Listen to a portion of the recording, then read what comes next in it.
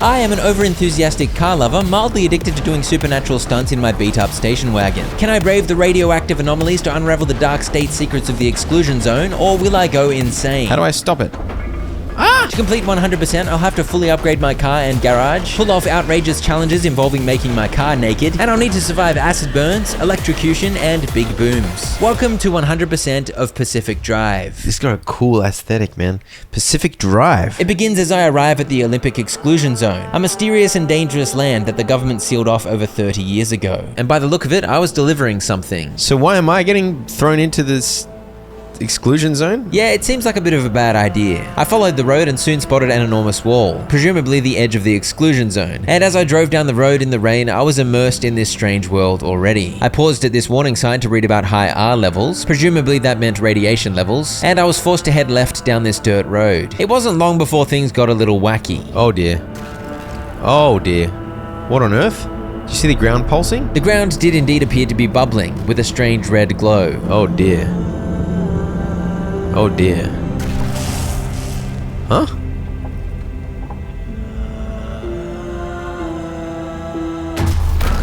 Ah! No. No. I think I just got sucked into the upside down. I awoke somewhere, and my car had disappeared. Though there were some car parts floating around, so perhaps it was just in pieces now. It's kind of like a Geiger counter-esque type noise haunting me. I avoided the greeny yellow crap as I wandered forward. I crouched under here, and I ferociously kicked this branch. And then Tobias reached out to me. Someone out there? Hello? Francis, the radar's acting up again. You were supposed to tune up this piece of junk years ago. There was a car over there, and its singular headlight turned on to greet me, so I headed over. I picked up this summer tire and performed my first bit of car tinkering as I popped the tire on there. I don't know about this vehicle. Yeah, it wasn't in the best condition, but it was all I had, so I hopped in and turned the ignition. And as I fiddled about trying to take the car out of park, Tobias got back in touch. This is Tobias Barlow and Francis Cook, located in Mid-Zone Sector B. Do you read me? Tobias and Francis soon worked out I wouldn't be able to respond to them, and they began guessing who I was. They thought perhaps I was a breacher from the outside. Yep, that's me. The instability's closing in, and it's gonna scramble you quicker than beef in a blender. I prefer not to blend my beef. That is a low-tier way to enjoy beef. But I'd run out of fuel, so before I could flee the blender, I had to do some siphoning. Except I forgot to put my car in park. I managed to correct that mistake, and I learned I had a fuel can in the boot. Why is it like stuck there? What the heck? Siphon fuel from the broken down car. This is more than broken down. Yeah, that is a burnt out shell of stinky rust. Nonetheless, there was somehow a bit of fuel for me to siphon into my fuel can with a hand pump action. Can I siphon any more? Sounds like a reasonable... What the heck is that? Oh, it's closing in. I gotta go. Ah! Put in drive. Go. Drive, dude. Dude, why am I not driving? Oh, I didn't turn the engine on. That's why. I forgot that's how cars work. Ideally, in a game about driving, I'd be able to actually turn the car on, so we are off to a solid start. Tobias and Francis said something about a remnant, and they couldn't believe I'd found a working car inside the exclusion zone. Clearly, I was an unusual visitor. I soon arrived at the safety of Oppie's auto shop. When I hopped out, I realized I was missing a tire. Whoops. I stored the fuel can back in its spot and poked my head inside. I flipped the breaker, and the power came back on, and Oppie's voice piped up to offer me a lovely hello. You've got 5 seconds to get the hell out before I... Ow! My head. How do you outsiders not understand that Arda didn't build that 300-meter wall out there for fun? While she ranted about wanting to get rid of me, I popped this contraption on my head, and Oppie concluded she was going to help me find a way back over the walls, so she could be free of my annoying presence here. I healed up at the first aid kit, I put this tire back onto my car, and I pulled into the auto shop. I was suddenly introduced to a massive menu full of info, and I found a shelf with some car decals on it, so I began placing a bunch of stars all over my rusty vehicle. I mean, it looks beautiful, right? I grabbed a pry bar and mechanics kit from this toolbox, and I managed to equip the pry bar, which I used to open this rusty boot, in which I found some glass and road flares. And then I said hello to this benevolent dumpster, which spat out a scrapper at me. I began using it to scrap pieces of the rusty car, which yielded up a bunch of resources. Scrapped metal, duct tape, plastic, and rubber. I wandered over to this workbench, and my scrapping spree had yielded up what I needed to make a crude door, so I crafted one of those. Whack that on there. I next checked out this locker, from which I grabbed some repair putty, which I used to repair the damaged parts of my car. I learned you can scan by pressing C, and when I scanned this tire, I discovered it was flat. I crafted a sealing kit, and I sprayed some foamy stuff at the tire, and voila, it was looking pumped. I scanned this tire as well, and apparently it was loose, requiring a mechanic's kit to repair. I used the kit I'd found earlier, and with that my car was in flawless condition. I whacked some boxes in the boot for storage, and a craft mat for on-the-go crafting. And on the passenger seat, I placed this arc device. What on earth is this? This beauty won't just be your tour guide. It's your North Star and the only way back to safety. I found some blueprints which taught me how to craft gears and the impact hammer, and then it was time to charge my car's battery with an aggressive surge of sparky glory. Select destination using the map on the wall. This is the zone. Within these borders, all matter has lost the ability to hold a constant physical state. Oh, that's what's going on. What that means is the shape, size, and makeup of just about everything constantly changes. A mile of grass can turn into 10 miles of swamp in the blink of an eye, and it does. Oh dear. Constantly. I set this radio station location as my destination, which earned an achievement for planning out my very first route. And when I hopped into my car, it felt a lot fancier than it had earlier, thanks to the new toys I'd installed. Oppie's Auto Shop was a pocket of stability in these otherwise unstable lands, and apparently the first location I was going to was reasonably stable too. When I reached these blue lights, the map popped up, and I fast traveled 3 hours away. But before we arrive, here is my weird head. Big thanks to Red Magic for sponsoring this video. They sent me this Red Magic 10S Pro Moonlight, which I think looks delicious. Also, it lights up. I like lights. I received this 9S Pro from them about a year ago, and I've been using it ever since with no complaints. So when they offered to send me their latest and best, I said, yes please. It's sleek on the back too, with no camera bump. It's got good cameras, good battery life and fast charging, and it runs smoothly with Android OS. But ultimately, this is a phone made for gamers. You can flick this red switch here to activate Game Space, which is essentially gaming console mode, with your library of games neatly listed. You can customize your input sensitivity, your display, and performance options, so you can get your gaming experience to feel just the way you like. You can even EQ the sound, customize your crosshair in FPS games, and record your gameplay with forward or backward recording so you can capture your highlight moments easily. This is all backed up by the best hardware on the market. The Snapdragon 8 Elite leading version processor, the enhanced Ice X cooling system with liquid metal 2.0 to ensure the phone keeps cool. There's also a fan in there. There's a fan. There's a fan in there. And as I mentioned, a big fat screen, 6.85 inches in 1.5K resolution. So yes, it is a gaming beast. And in this era of gaming when mobile games are getting better and better, that is a good thing. And I can also testify it's also just a good phone for all-round general use. Click the link below to find out more about the Red Magic 10S Pro. Okay friends, back to the drive. JCTE5 radio station, residential damp forest outer zone. My mission here was to find materials that could be used to build an antenna back at Oppie's Auto Shop. And the first thing I needed was some plasma. And these trailers right at the start of the area had some plasma generators. I scanned this one and learned I needed an impact hammer to break into it, so I'd have to find the materials to make one. Find those materials by any means necessary. No one's coming back ever again, so go on and take what you need. Ada lied. I began scanning stuff and searching the trailers while Oppie and Tobias reacquainted themselves. Apparently they were not very good friends, and Francis was there too, but he seemed a little quiet. The guys are yapping in my ear, I didn't even listen. Metal, plastic, 9-volt battery. I can't see. Do I have a torch? I did not have a torch, but I did have a pry bar, which I used to get at this gas cylinder and these chemicals. I looted the other trailer too, and I gotta say, I love a good looting session. Duct tape, rubber, glass, plastic. I wasn't expecting this much loot. I even found some of that good stuff in the bin. Driver, I bet you're dying to hear all about the remnants by now. Oh, can you not? I'm a little busy trying to keep them alive. I was keen to hear about the remnants. Apparently my car was a remnant, and apparently that was significant. The remnants, in short, they're old objects that do all sorts of weird things. They bind themselves to people, and you're the latest victim. You and the car are inseparable now, so get acquainted. Really? Once the remnant is bound to someone, they become gradually more obsessed with it. It takes over the victim's mind until they go crazy and run off into the zone with it. So I was bound to my rusty car, and destined to go insane due to my love for it. Sounds exactly the same as any car lover I've ever met. I used my scrapper on this radio, which yielded some electronics and copper wire. Give me 2 gears. 1, 2 gears. Yeah. Give me an impact hammer. Boom. Bonk. Whoa! It lagged when it bonked. And with that, I had my first dollops of plasma. My car was missing pieces, which was probably not ideal, but I was able to make a bunch of crude car parts using the craft mat. So I made a crude bumper out of metal, plastic, and duct tape, and I whacked that on there. Crafting a crude panel used up almost all of my precious duct tape, but the one I had left was enough to make a crude headlight. So my best friend now had 2 eyeballs. This is a Frankenstein car for sure. I began attacking this rusty disgrace with my scrapper, and there was another wreck over here, so I scrapped that too. And these had crude parts attached, so I'd soon collected a bunch more scrap metal, plastic, and duct tape. The scrapper that the friendly dumpster gave me soon broke, so I made a new one. And I made sure to ravage the tires too, because that earned me some rubber. And now my car wasn't missing any parts, except for a door on the boot, but that's no big deal. I got back on the move, and I soon spotted a strange teal light off in the woods. I put it in park and hopped out. What?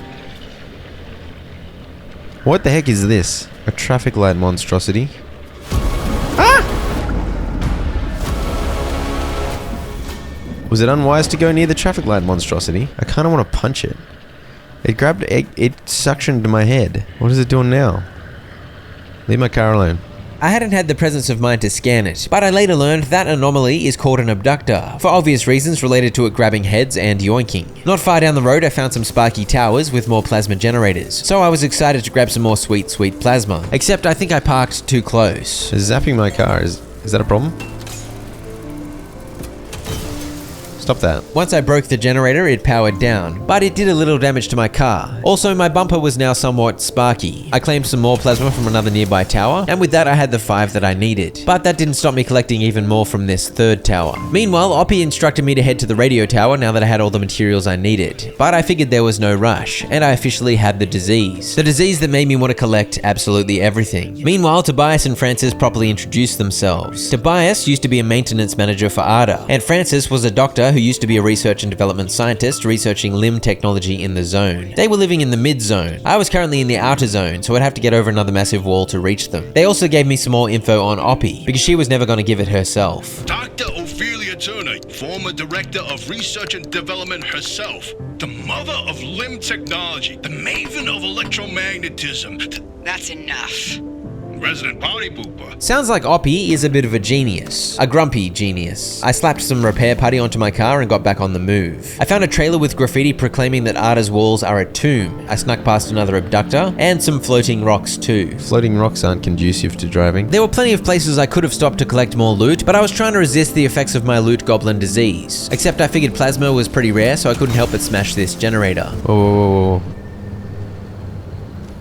Huh? Anomaly?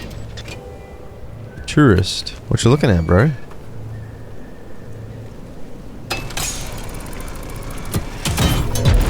Oh! Sorry. Okay, there are more tourists. These tourists don't look as happy. That's a big old rock in the road. Oh. Oh! It just sunk. What are we queuing for, guys? What the heck? It erupted again. I'm not sure what these tourists were queuing for, but it was a bit rude of them to block the road. Should we try thread the needle here?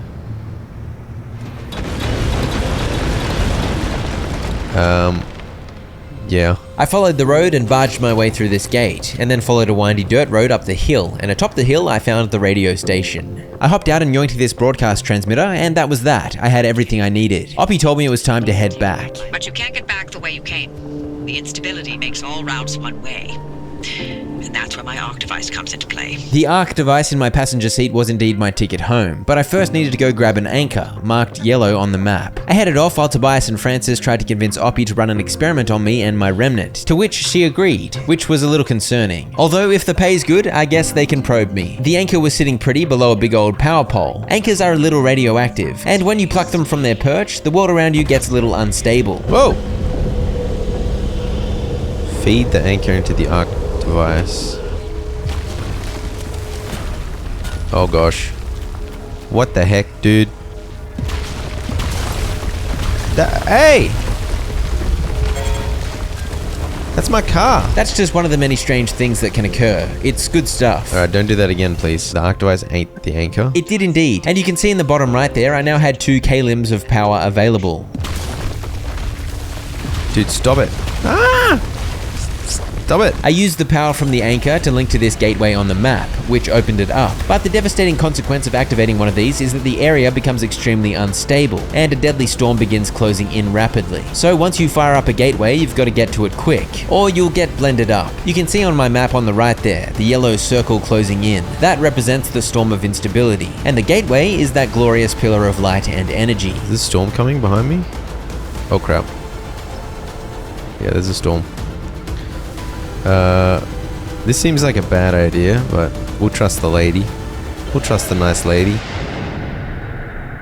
Shoom. My trust was well placed, because here I am arriving back at Oppie's auto shop. Did I not mention that you're the first human I've sent through that thing? I mean, they've been rodents, but it's not like it's completely untested. Anyway, it worked. So this was officially my base of operations, and with a couple of big slaps with my impact hammer, I gained entry to a new room, featuring a new toy. Fabrication station. Oh. Oh. This thing grants access to a ton of upgrades, and to get this first upgrade, I had to use some of the energy from the anchor my car had sucked up. I've got 2 stable energy and I'm going to use up 1. 5 plasma, 40 scrap metal. And so I unlocked the scanning antenna, and it was immediately fabricated. I found some stairs and ramps outside, and I was soon installing it on the roof. Whoa. I made that? It's quite big. There were also a bunch of goodies available in the new room, some in a storage locker and some in Oppie's pneuma tube. I had no clue what the pneuma tube was, but it had decorative items in it. Why not? There was a handbrake in that locker, which I added to my car, and I said hello to the friendly dumpster, which began spitting. And then I potted about trying to figure out a good routine for getting myself and my car organized before the next expedition. I put a door on my boot, I did some repairs, and I attacked this ancient computer monitor. And then 2 months went by, and I returned to continue my playthrough. You can see by the dates on the achievements. I randomly got the patent pending achievement for inventing something new. I don't know if I actually did that, but it's all good. I don't really remember how the heck to play the game though. I had 1 K-lim left over, so I unlocked the summer tire blueprint and the bulb blueprint too, for some reason. What is this?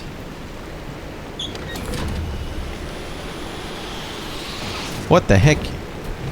Hey, it sucked to this thing. Oppie has a plan to verify if your car is a remnant. It involves an anomaly called Colossal Cappy. Cappy from Mario Odyssey, which sounds neither friendly nor fun, but still, you trust Oppie, right? I managed to craft a summer tire, so I replaced the spare tire on the back right, and that meant I now had 4 summer tires. They're tier 1, while the spares are tier 0, so I figured bigger number, better. I hit up the route planner, and now that I had a big whopper antenna on my roof, I was able to scan one location, so I scanned this one. I don't know why, but that got me extra info. For example, I now knew this junction had the junction condition malfunctioning mess, meaning malfunctioning anomalies would be stronger there, whatever that means. I managed to equip the handbrake, so now I could whip out some glorious drifting, I guess, and then it was time to zoom off. I headed to the damp forest location that I'd scanned, and I was back into the action. This is a good spot to explain that this game is of course a survival crafted type deal, but it's also a roguelite, or a road-lite, if you will, where every time you head out, the locations are completely different, due to the instability of the zone shifting the world around constantly. And of course, between expeditions, you can upgrade and repair back at base before heading out once more. As I marveled at this mini lightning storm, Francis explained a little more about remnants. I summed up what he had to say like this. So remnants do weird things. Understood. Okay, but what's so weird about my car? It just does car things as far as I can tell. When I saw these rainbow swirly whirlies, I figured it would be good manners to drive straight through it. And when I did, my car went bonkers. My steering went all funky and everything turned on and off. Anyway, I got busy looting, and this wrecked car had a steel door, which yielded some steel sheets. What is going on over there? I didn't remember what the yellow dots on my map signified, but I thought they looked important, so I headed towards one and of course soon arrived at an anchor. Yeah, it's literally a geyser. A shaker? Scanning the shaker gave me a report from an ARDA worker featuring an interesting tidbit. Eric was shot 600 feet into the air by a sudden blast of hot corrosive slime. Should I try that? That's such a bad idea. Oh, that wasn't so bad. This isn't as corrosive nor as propellant. Stable anchor. Oh. Whoa! I like how my reaction to picking this thing up was exactly the same as the first time I'd grabbed one months earlier. Just an aggressive, oh! I of course shoved it into the ARC device. I think I should collect the power thingos, right? Would it be wise to jump off this like a maniac? No, probably not, but it's obligatory to scrap the crap out of it either way. I gotta do it, right? I have to. This is a terrible plan. This was a terrible plan. I decided I'd better collect all the anchors I possibly could, because the K-Lim power juice stuff could of course be used to transport my car through gateways, but I also needed it to unlock upgrades at the fabrication station. But of course I got distracted on the way, by a barn, for example. Hello, weirdo. Got some copper wire in this radio? Oh yeah, there's some copper wire. Fabric was a useful resource to grab too. In fact, I didn't discriminate. Give me everything, please. Carrot? Rabbit? Something? I believe that graffiti was foreshadowing a certain beastie anomaly that would bother me in the not too distant future. Wake up, sheeple. I ate some canned food which healed up the small amount of health I'd lost due to radiation poisoning, and I got back on the move, but not for long because I spotted something that needed my looting fingers. Pneumatic deposit box. Lab reports number 4. This is the real deal. This is how we truly make money from limb technology. It's windy. It's getting real windy. Hey, blown away my glass shards. Hey, come back. The lab report described the catalytic power of limb. Basically, it's good for making stuff react and change. And I guess the research got out of hand and now the entire zone was changing willy-nilly. Dude, my car is actually getting blown. Did you see that? The windstorm was indicated by this juicy blob on the map, and as you can see, it had soon moved away. That storm and these weirdo tourists and the spurty geyser thingos and all the other weird stuff, those are all anomalies caused by the chaotic power of limb tech. That was my second anchor for this location, and there was one more marked on the map, so that was my next goal. What's that?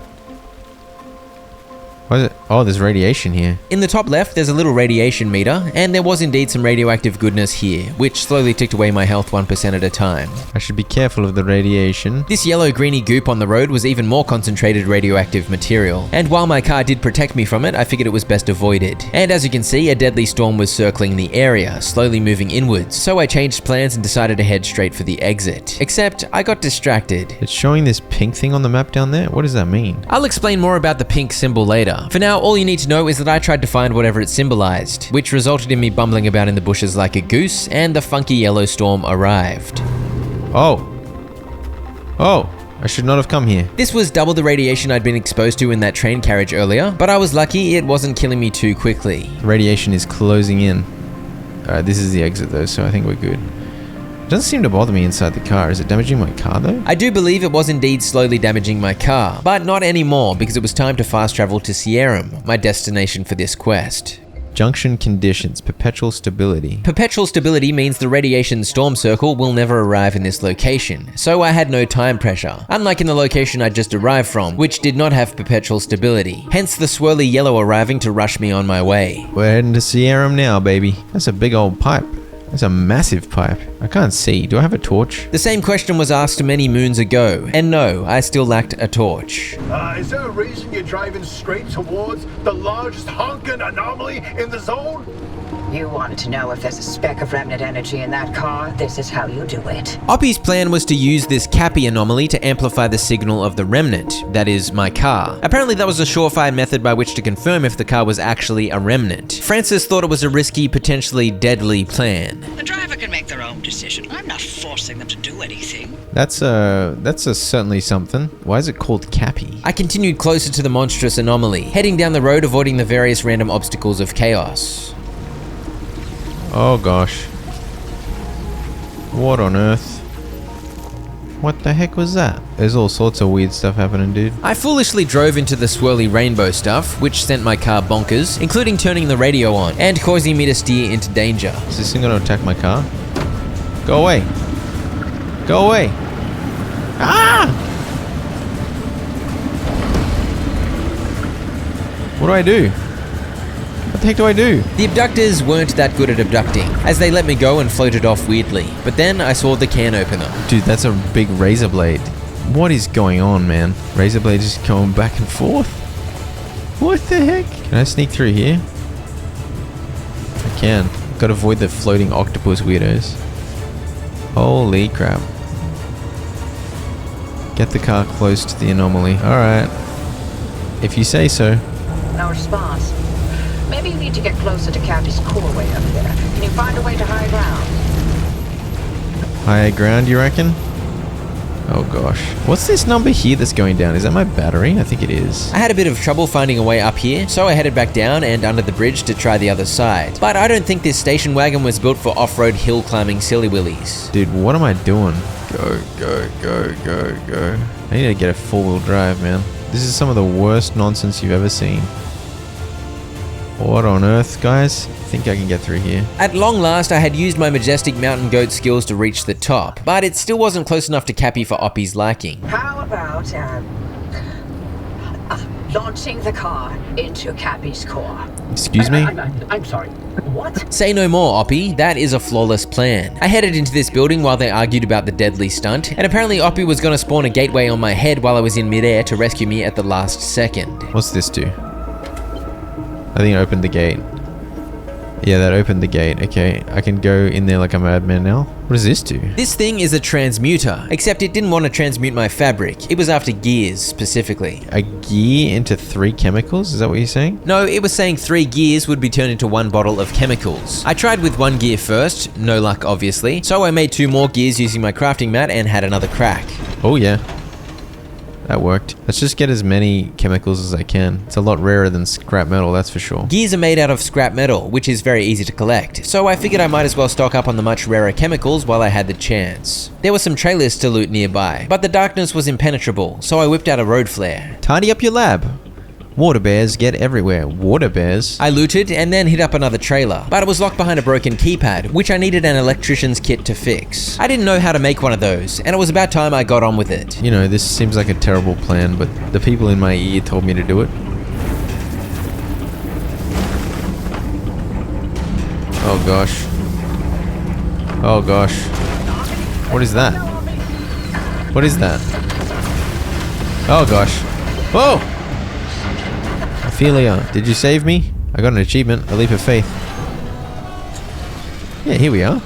Flawless. So the plan worked. My car's signal was amplified by Cappy, and we now knew for sure that it was indeed a remnant, which means it was bound to me, which means I was gonna go crazy eventually. I need unstable energy to unlock this? I've only got stable energy available. What? The trunk of 1 American car can easily fit 6 British vehicles. Let's unlock steel sheet. Yes, steel sheet. Let's unlock circuit board as well, why not? Yes, circuit board. I unlocked the steel panel and steel door blueprints too, and I immediately made a steel panel out of 2 steel sheets. I ripped up this stinky crude panel and whacked the beautiful new one on there. Boom, look at that. That's ready to go. I thought I had a decent amount of scrap metal, but I used it all up pretty quickly crafting 7 more steel sheets. And it might have been wise to save these crude parts as backups, but I just decided to scrap them. I'd soon upgraded several panels and 1 door to tier 1. These steel parts have better stats than their crude equivalents. For example, a crude panel has 30 health and 5% impact resistance, whereas a steel panel has 40 health and 10% impact resistance. After some repairs, including using a sealing kit to fix up the windshield, the car was back in decent shape, and it was only right that I try out a different decal. You can't argue with that. What a good look. What a great car. For the next mission, I could have chosen to go anywhere. I just needed to get some exploration under my belt. But for some reason, I decided I wanted to go to the most dangerous junction possible. This one with the weird orange blob of scariness around it, and 3 different scary junction conditions. I had to go to either E5 or E4 first, and I tried to pay more attention to the info I had available this time, which provided a bit of an indication as to what resources I'd be able to find at each junction, but they were pretty similar, so I just picked one. This location was stable, so I figured I'd take my time collecting as much as I could. As I got to it, the friends in my head began talking about a strange thing that happened when I jumped into Cappy. When Cappy amplified the remnant signal, it triggered another hallucination event. I got a little distracted by this zappy nonsense, but basically my Cappy shenanigans caused a mass hallucination, something that hadn't happened for 40 years. And that's not all. This hallucination wave that triggered, we picked up its waveform. And it turns out it's equal and opposite to the remnant's waveform. Francis reckoned that if I was able to bring my car to the source of the hallucination, perhaps those equal and opposite signals would cancel each other out, and I'd be freed from the remnant's grip on me. The remnants. It was a key to the mass hallucination. This whole time. The boys were very excited. Oppie seemed a little disturbed, but they might have worked out a way to save me. While they figured all that out, I kept on the move. Oh, look at that thing. What is that? What is this bouncy ball? Ooh, a pufferfish. I tried to collect plasma from these generators, but I guess I'd forgotten how dangerous these spark towers were. The strategy was to bait it into shooting lightning out, dodge that, and use the window of time while it was occupied to claim my plasma. I scrapped cars in the dimness, I punched more plasma, and I broke in and looted some ARDA trailers too. I don't know if I mentioned this earlier, but ARDA stands for Advanced Resonance Development Authority, and it was the organization responsible for researching limb technology in the zone. I guess these trailers used to be research hubs. I decided to throw a lit flare at the pufferfish to see what would happen. Oh, it's kind of looking like it wants to Oh! No, where'd you come from? I was trying to... it worked! I was trying to distract the big blob with the light, but it distracted this guy. Wait, well, I got an achievement. Doesn't do much damage though. There's like a 1% damage. This guy's having a war with my flare. You silly sausage. I ran at the puffy fella for a bit, but it didn't want me close as it kept huffing and puffing, pushing me back. I continued exploring, and my next find was a weird glowy tree. Ooh, conductive gold shell. I was still coming to terms with the fact that the roads were not really very safe. Oh gosh. Why does this keep happening? That caused some serious issues, and you can see on the car health monitor there, a few of my car parts were looking rather red, which means not good. I scrapped another car and finally remembered I'd found a vac pack earlier, so I used it to make picking up all the resources much easier. Something I'm beginning to understand is this game is very good. I grabbed this anchor from nearby and shoved it into the arc device, and I stopped pretty much everywhere to collect as much loot as possible. Howdy! Come check out what I've got up for trade. Okay, Ida. Ida's scrap trap had a few things for sale, and the currency of choice was metal scrap. I hadn't unlocked the vac-pack blueprint yet, so I figured it was worth grabbing one. I then remembered that I really should scan stuff, especially these anomalies. Wriggling wreck. I think when I see this thing, I know there's gonna be that sparky trap that got me earlier. And apparently, this is a pothole. Why is this a pothole? This is the opposite of a pothole. The looting rampage continued as I pried my way into locked cabins and attacked every scrappable thing I came across. And in the boot of this wreck, I found something intriguing. Slice a pill in half and you'll find thousands of layers of precious materials formed around a core. Break one of these apart and who knows what'll pop out. I began shredding the dumpster pearl with my scrapper, but I only did 67 damage to it and it had a whopping 5,000 health. So I figured I needed to find a better way to crack it open. And over here, I found a higher quality wrecked car, an abandoned Squire. Armored panel? No way. Wait. Armored panels are tier 2, stronger again compared to steel panels, so I wanted to see if there was a way I could rip the panel off and put it onto my car, rather than scrapping it. There actually is a way, but I hadn't unlocked it yet, so I was resigned to scrapping it. It dropped a higher quality material, a thermosap crystal, so it was still a great find. I saw some tourists enjoying a picnic, an abductor stole my flare, and my boot was almost full, so the looting rampage had definitely been productive. And have I mentioned that picking up anchors results in weirdness? Ah! I swear those guys appeared after. What? No, dude. No. How do I stop it? How do I stop it? Ah! By the way, my car had a weird quirk where every time I reversed, the hood just randomly blew open, which made zero sense and confused me every time, but I kind of just accepted it even though it's completely bonkers. Anyway, more on that later. I'd collected all the anchors in the area and my boot was overflowing, so it was finally time to proceed out of this junction. The next junction was Sierram again, the home of Cappy. Again, I don't really know why I chose to come back here because it was currently suffering extreme conditions. One of those extreme conditions was shocking speed. There's a big anchor signal there. Why is that one so big? No! As soon as I got close to it, I was like, actually, I think I remember this from that bridge where I got speed boosts. Does this thing give me a speed boost? This is a terrible idea. Woo! Woo! Holy dooly. Well, I got the reach 88 miles per hour achievement. Half of my car parts were now about as damaged as they possibly could be. I was surprised nothing had fallen off. One of the other extreme conditions was gusts and gales, and as you can see, that resulted in the windy storm that had just kicked up. And the third condition was swift storm, which meant the deadly yellow storm would begin closing in very quickly. In fact, just then an alarm went off, warning that the storm had indeed already begun creeping inwards. But I'd clearly still not learned to take the danger seriously. Bro, I can't even drive straight. Whoa! Where's that anchor signal? I want to go get the anchor. I drove over some of the radioactive goop, and because my car was almost completely broken, it did not protect me, so I almost died. But I managed to munch down some canned food to top up my health. And it didn't help that as soon as I turned my car even slightly at an angle with the fierce winds, I completely lost control of the steering. Oh no.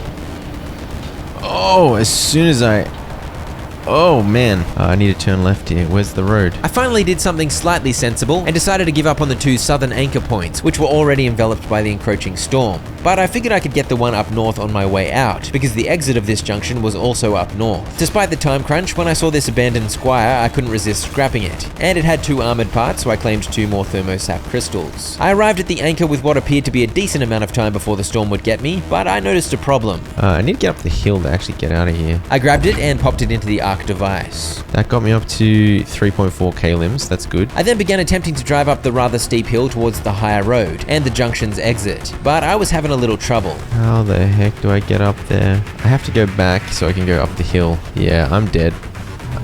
I'm so dead. Is there any way I can get up this hill? While I struggled, the radioactive swirly storm arrived, and my broken car wasn't protecting me. I managed to use a first aid kit that was in my boot to get 50% of my health back, but it was not looking good. Please, man. I'm so close, but I'm so far, but I'm so close. This is such a fail, dude. Wait, did I just fall off a rock? Remain airborne for 6 seconds? I don't know if that was 6 seconds airborne, but I'll take it. I'll take an achievement. Yeah, I'm dead. No! If I'd just been able to reach the top of the hill, the road out was right there. But I think it's safe to say I did not approach that junction very wisely. So that was a failed expedition, but my quest had simply been to go out exploring, so I actually still progressed the story mission. I haven't been myself for a long time, but I haven't needed to be. It's been me and this cursed place I created and nothing else for decades. But now, knowing that whatever caused the mass hallucination is still out there, I need to know what it is and why the remnants are connected to it. So Oppie was on board with investigating the source of the hallucination, which might well lead to freeing me from my remnant. And I think the friendly dumpster took pity on me after my abysmal effort in that mission, because it spat out a massive pile of stuff, including several car parts. By the way, due to that death, almost all of the loot I'd spent ages collecting was lost, and my car was of course in absolute shambles. I checked out this Tinker Station, which is where you can diagnose strange issues with your car. I was very confused by it, so I didn't get any use out of it for now. Repair putty felt kind of expensive, especially because it costs 2 chemicals to make, so I started scrapping these broken parts because I figured replacing them might be easier. Francis sent me a funky device in the pneumatube, the Zeti connection upgrade, and while he explained what it was, I did slap some repair putty about, using up what I'd crafted earlier. Long story short, this Zeti thingo grants you access to expedition challenge runs, which can strict you with various limitations but also give juicy rewards. I ignored it for now. I crafted steel doors, I used some of the crude parts the dumpster had spat at me, and I made some ceiling kits which I used to fix some cracked windows, and the old wagon was soon looking as good as new. I then hit up the fabrication station, and I had 4.2 k-lim of stable energy to work with. I bought the Liberator and hand vac blueprints. Give me the plasma scrapper. Nope, I need unstable energy. And I grabbed the light replacement kit blueprint, as well as a side rack. Oh. And then what can I do with the side rack? I bought the side storage blueprint, crafted one of those, which cost 12 fabric, so it was a little expensive, but it was of course absolutely worth it. I love storage. My next mission was to return to Sierram, because Oppie had a plan to help deal with the instability of the zone. And you may notice my hood was still heavily damaged, looking rather red on the display there, but apparently I wasn't bothered to fix it because I'm just a carefree guy. Alright, so I think I just want to loot this place like crazy. I was grieving all the loot I'd lost from dying, so I intended to loot even harder, and then theoretically not die this time. Truck's got some loot in the back of it. Holy dooly, that was juicy. The truck had an armored door, which got me excited because I now knew how to make a Liberator, but I needed more thermosap crystals to make one, and to get the crystals I had to scrap the armored stuff. So I was once again unable to yoink an intact armored door. Sizzling mist. This was one of the easy junctions with perpetual stability, so I was free to investigate every truck I saw. Dude, what? That is a lot of loot, including a peculiar headlight. Peculiar parts of course have peculiarities, and they tend to be more durable, but they can't be repaired. Obviously, the peculiar thing about this headlight was its purpleness, except it was daytime so I didn't use it, so you don't get to see the purpleness yet. Also, I found an off-road tire on this truck. It didn't give me anything special when I scrapped it. By this point, you know the drill. I kept busy grabbing all that good stuff, but I was a bit sad when this anchor only gave me 0.4 k-limbs. I found an abandoned squire and yoinked some more thermosap crystals, which made me happy again. Sometimes I close the boot on my own head and I take damage. Ow, ow. Dehydrated gold shell, okay. This is what happens when you don't water your plants. I claimed the second anchor of the area, and it also only gave a sad 0.4. What's going on over there? Wait! What the hell, dude? Someone farted some goop on me. I claimed the third anchor, and guess what? A respectable 1.2 k-lim. I can get on board with that. My hand vac broke, and when I tried to craft a new one, I discovered the crafting mat in my boot could not craft tier 2 stuff. So that was a big poo. One of the delicious fruits. Conductive gold shell. But it's all good. I have very strong fingers, so I just picked up all the loot the old-fashioned way. I had a shop had showed up again in this junction. Side batteries? Anchor energy converter. These were both items that could be mounted on side panels, and I had a whopping 200 scrap metal, so I could have grabbed them, but I preferred my side storage, so I resisted. Break a leg or pop a tire.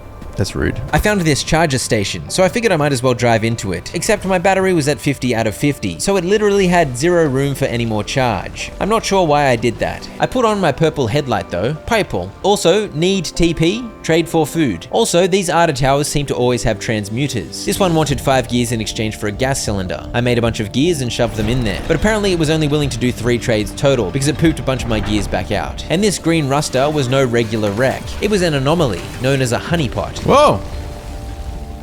Bro, you scared the crap out of me. It pretended to be a delicious, scrappable vehicle, but when I took my scrapper to it, all sorts of silly willies erupted around me. Cheeky honeypot. These ARDA trailers tended to be a good source of gas cylinders and chemicals, but this particular trailer also had a sneaky transmuter in the cupboard. I used it to turn a bunch of glass shards into electronics. Meanwhile, anomalies always tried to get me, and my hood kept being a flappy dingus. This truck had a butt ton of paint in it, and a blowtorch. Blowtorches are basically the improved version of Repair Putty, and I wasn't able to craft them yet, so it was nice to get one early. When I was repairing, I discovered a tire was loose, so I used a mechanic's kit to get that fixed. I now had a completely full boot, side storage, and backpack, so I finally continued through to Sierram yet again, except this time it was perpetually stable, so I was in for a less bumpy ride. Oppie explained that ARDA had developed a technology to make certain areas more stable, so she hoped to use these stabilizers to help forge a path towards the deep zone. I have no idea why, but I randomly painted a few sections of my car blue, and I noticed the handling was a little splashy, and sure enough this tire was flat, so I fixed it up with a sealing kit. Oppie sent me to this tower, and she gave me the code to get in, and inside I scanned this map showing the locations of the stabilizers. Are they in this area? No, I've got to leave this area now, okay. But first I crafted many gears which I transmuted into many chemicals. Pretty good deal, pretty good deal. Pretty good deal. I slid down a hill like an absolute maniac, and honestly, it was very impressive, though my windshield may have suffered. Ah! It caused one of these things to appear. Right, what? That was pretty special. Ah! It appeared right under my car. Go! Get out of here! I'd also spotted a red symbol on the map, and I was pretty sure that was where I died on the last run, so I had to go check it out. I didn't try to drive up the hill though, it's well established that is impossible. I opted to use my legs. Here it is. Yeah, my car. Oh my gosh. Holy crap, okay. And so I got my precious dumpster pearl back. Turning tons of metal scrap into gears and then transmuting had freed up a bunch of bag space, so I reclaimed all the rarer stuff, and at least the stupidity of my previous run wasn't entirely wasted. After I looted this truck, something strange happened. Wait, where'd this come from? Where'd this come from? What the heck? A random stable anchor just came out of nowhere. Gave me 1.1. Where did that come from? Was that in here? Dude, I'm so confused. Like, does the instability just sometimes randomly drop you anchors? I'll take it, man. I'll take it any day of the week. I exited the junction and headed through past Sierram into the unknown, and Oppie explained the hallucination event in a little more detail. It happened on the morning of September 14th, 1961. My colleague, Dr. James Kay, was conducting experiments at a highly classified site in the deep zone. He was assisted by my husband, Dr. Alan Turner. At 0400, their experiment unleashed a gamma-ray surge that instantly killed both of them. The surge was an impossible amount of energy, orders of magnitude greater than any man-made source. It also triggered hallucinations in anyone awake within a 10-mile radius. So her husband caused the hallucination event and died on that night. No wonder Oppie was a little touchy about the subject. I headed to one of the markers on my map and soon arrived at Stabilizer Bravo, a rather impressive contraption. I flicked the switch to turn it on and it began pulsing out some colorful stuff. Tobias and Francis chimed in to say that the hallucinations were quite an experience. Francis saw disembodied arms, but Oppie claimed that unlike everyone else, she did not hallucinate. How is that possible? Everybody else saw something. Must have passed me by. I don't know what to tell you. But weren't you working in your lab that night? And weren't you supposed to be doing your research rather than keeping track of my whereabouts? I soon flicked the switch on the second stabilizer, and the friction between the boys and Oppie intensified. Oppie claimed we did not need their help. I'll get you through no matter what. This really is my last chance. Last chance at what, Oppie? They're squabbling something awful, man. It seemed Oppie blamed herself for what had gone wrong in the exclusion zone, and she no doubt carried some trauma after her husband's epic death. So I guess she was trying to make amends somehow, using me. I soon flicked the switch on the third and final stabilizer, and while these machines were supposedly going to make a stable way forward deeper into the zone, ironically they made the junction I was in rather unstable, so I had to get out quickly. Fortunately, a gateway had opened up for me, but it was a bit of a drive away and I was kind of lost. Whee! Whee! Okay, I finally found the road. My rear left tire seemed to be flat, so I was bumbling along like a crippled baboon, moving rather slowly, and the red part of the instability had almost caught up to me. Alright, whatever. I'm just going down here. That shortcut was not ideal and involved some outrageous spinning, but look how flaming close that wall of deadly red was. Run, mate! In fact, the red caught up to me for a few seconds. Dude, am I supposed to be able to do this? Oh my gosh. How the hell? I'm so bad at navigating. Yeah, that was rather close, but I finally got on track and made it to the gateway just in time. Oh my gosh. That earned me 2 achievements, including one to complete a run with at least 2 junctions, and with twice as much anchor charge necessary to escape through the gateway. My next mission was to begin working towards finding a way through the wall into the mid-zone. I brought home 6.1k limb, so it was time to splurge on upgrades. I began by adding the matter deconstructor to the garage. Oh my gosh. Sick. I then got the outfitting station and slapped it over here. This is the one spot where it wasn't all about the car. I could upgrade my clothes and accessories here. I grabbed the medium backpack, a lead apron for slightly better radiation resistance, powered boots for some falling resistance, a grounded sweater for some electrical resistance, and a padded parka for some impact resistance. During this upgrade spree, all the aggressive looting I'd been doing came in clutch, as I had all the resources I needed to go nuts. And now I was wearing a bunch of fancy clothes. I was especially pleased about the extra bag space. I love storage. I next grabbed the detailing station, another garage upgrade that lets you customize the decorative elements of your car. I'd found a custom hood ornament and antenna already, so I added those into the catalog, and some other items came for free, so I installed them. You got the UFO dangling? You got this dog? I installed a couple more space-themed doodads. Look at this steering wheel. Look at this gear stick. I next unlocked my first expanded locker, which went here. And you may not be aware, but I actually love storage. And this first locker was chock-a-block, full to the brim, so adding this new one was timely for sure. I then realized I also had a sword shifter. Look at the sword shifter. I bought another side rack and another locker, because who wouldn't? And with that, I'd spent 4.8 of the 7k limb I started with. I don't know if I'm prioritizing the right things because I have no idea what I'm doing. A lot of the upgrades weren't available yet. For example, I needed to scan a bunny anomaly to get this thing that shoots out electromagnetic pulses. I was able to get the matter regenerator though. Look at this thing. This thing's got a... what the heck? So you can put parts in here and they'll regenerate while you're out and about? And I needed unstable energy to unlock stuff like the advanced workbench. But I was able to get this fax machine. Tardigrade count at 1000 TBM. Oh my god, it's full of tardigrades. Tell my wife I love her. I'm sorry, I'm so sorry. We only had good intentions. I'm never seeing my kids again. Sorry, I think you've got the wrong fax number, mate. I was able to store the reports I'd found here, which was a boon to my storage situation. Is this what happened just before the hallucination thing? This might be a note from Oppie's husband. I then bought the athletic simulation station, a very important addition. Oh, hey! Woo! Alright, well that was definitely worth my money. I bought the blueprint for the anchor radar too. I made one, and this thing apparently shows you where anchors are, but I thought the anchors were always marked on the map anyway, so I was confused as to the point of it. After finding several thermosap crystals on that last run, I was able to make a liberator, and then I got busy repairing my car with the 2 blowtorches that I'd found, and I patched up some flats and cracks. This is the outer wall, which I'm already through, obviously, and this is the outer zone, which I'm in. This is the mid zone, so I need to get through this wall. It looks like I can get through here. It's dark there, apparently.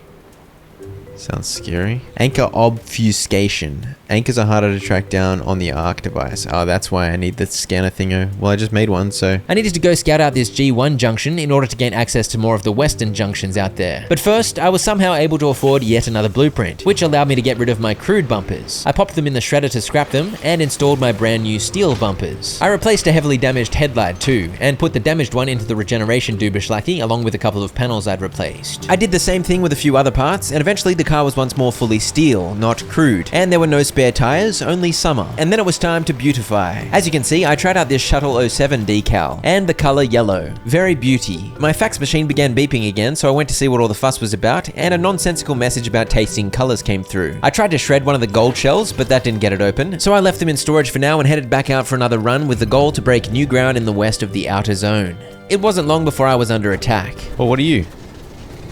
What the heck? These are broken bunnies, a most bothersome anomaly. I think they found my car delicious. I began shredding one, and then I picked one up. While I yoinked this one off the top of my car, Tobias and Francis revealed that they'd chosen to stay in the zone despite government orders to evacuate. I guess because they felt like they had unfinished business. Apparently only about 100 people were left in the zone. Also, I destroyed the bunnies. While back at base, I'd run out of fabric, so I was particularly interested in stocking up on that. And these cabins seemed to be a good source. I admired an impressive pile-up. I found a random friendly dumpster in the woods which gave me a dumpster pearl, and when I found an abandoned squire, I used my liberator to steal its armored parts. It basically just blew them off, damaging them slightly but leaving them intact. I was still a way off from unlocking the blueprint to craft these myself, so these were a good get. They have even more health, impact resistance, and 10% explosion resistance as well. I didn't put them on the car just yet, I stowed them for later. I found Ida and bought a relightable flare from her, pretty much a flashlight. Oh, you guys playing some soccer?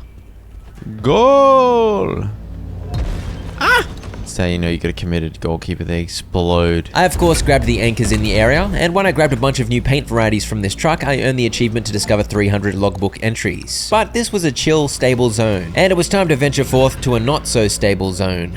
Well, it's a different area of the blistering woods. This area had anchor obfuscation, so the map was going bonkers, confused as to where the anchors were. So I tried to use my anchor radar to figure out where they might be. Oh, it's showing me one over here. But here's the thing, I may be a bit silly. The 13 worms in my brain hadn't quite figured out that it was a bad idea to dawdle in unstable zones. You gotta be quick, you gotta be decisive. You can't afford to waste time running around in the bushes with your dodgy radar. But getting distracted by this beating heart anomaly, that's fair enough. I read through the logbook entry and figured out that these things patch up your car. So I brought the wagon over, and yes indeed, its healing power poured forth. Oh crap, there's literally a storm closing in on me. See? I gotta go. You see what I mean? Even when I realize I'm in danger, I don't even sound slightly urgent. And I'd gone off-road, but I thought, you know what, it's all good. I can just cut across this flat area and join up with the road again over there. What could go wrong? Well, I was at the bottom of a seemingly never-ending basin, with hills all around me. And as we've established, hills are my kryptonite. As the instability closed in, I finally made my way onto a road. And if you look at the map there on the right, I was trying to get to the flashing yellow square towards the top right, because I thought it was an open gateway. But the last time I'd activated a gateway myself was over 2 months ago, back when I started the game. So I had completely forgotten I needed to click on the gateway and charge it up while at a distance, because once you get too close, it becomes too unstable and won't let you open it. This meant that by the time I reached the square, it had turned pink because it was closed. Dude, it closed. So now I have to go all the way down there. By down there, I meant the other potential gateway location for this junction, which I was now far away from, and therefore it was flashing yellow. Fortunately, I found some of those zoomy rocks to help me get there quickly, but less fortunately, I may have crashed into a rock, and completely unfortunately, once I got closer, the gateway site of course closed. I'm so confused. I just did not remember that I was supposed to click on it while it was yellow, and I was too dumb to figure it out afresh. And then I saw this glorious pink thingo, and despite it being dangerous and foolish, I simply had to check it out. It was a big rocket looking thing, and for some reason a bunch of tires dropped out of nowhere, but this thing had an incredibly juicy payload of loot, including a whopping 6 thermosap crystals. By the time I'd returned to my car, the radiation of the storm had pretty much broken everything. Oh dear. And guess where my next destination was? The things moved back up there. It just keeps moving. You see how when I hovered over the circle, it expanded? That's the circle you have to be outside of in order to open the gateway. But again, I'd forgotten that detail. I just thought I was getting extremely unlucky, and the gateways were magically always closing when I tried to go to them. Yeah, no, it's not working again. It's not working. Gateway too close. What does that mean? This was not my finest hour. Prime goose on the loose behavior. By the time I got to the closed gateway, the red storm of doom had almost closed in, so I just drove around in circles hoping it would magically open. Once the red arrived, the radiation level shot up to 10k, and I started dying really quickly, because of course, by this point my car wasn't protecting me at all. But until the last, I was hoping the gateway would randomly open to save me. Imagine it appeared right now. Nope. So that was a failed run. I at least had some repaired stuff in my matter regenerator, and I had some spare crude parts in storage too, but I'd once again lost all of my loot, including those armored parts. I filled up the regenerator, I read a gibberish fax. True. I made new parts, and even though I was dubious about the efficiency of Repair Putty, I made some of that and repaired, and I soon had the car back in good shape, though it was half crude again, so I'd actually gone backwards in progression, but I hoped that was only temporary. Alright, we need to try this crap again, man. This is not good. We go again, we go again. What the heck? Oh, there's another one here, just appeared. Once again, the instability blessed me with a random anchor. I'll take it. This big old Arda truck had off-road tires, so I liberated them and this time put them on my car immediately. That earned me an achievement and 2 lovely tier 2 tires. What the heck? A pacemaker? I tried putting my scrapper in the pacemaker, but it spat it out, and I tried to put a bunny in there too, but that wasn't allowed. My guess was the pacemaker could perhaps be used to charge stuff, but I moved on for now. This creepy tunnel had a creepy room with a creepy weirdo, and then I realized. Link gateway. Right, now I understand. But I just kept thinking I had to get close to it. I'm so dumb, dude. But I didn't want to use the gateway to exit from here. I needed to get to the furthest west junction possible. The heck was that? Like a big fat warthog or something. I soon returned to G1, and now that I knew what I was doing, I was in with a chance for glory. I decided to rush to the ghost of my remnant and reclaim my loot first, including the armored parts. I discarded some crude parts to make room for them. There we go, we got an armored panel now. Get this armored door on the trunk. Huge. Now I don't feel so bad about dying before. Clearly it was all strategic. I grabbed a couple of anchors. Whoa! Whoa, whoa, whoa, whoa! I found a wishbone gold shell and another anchor. What is that?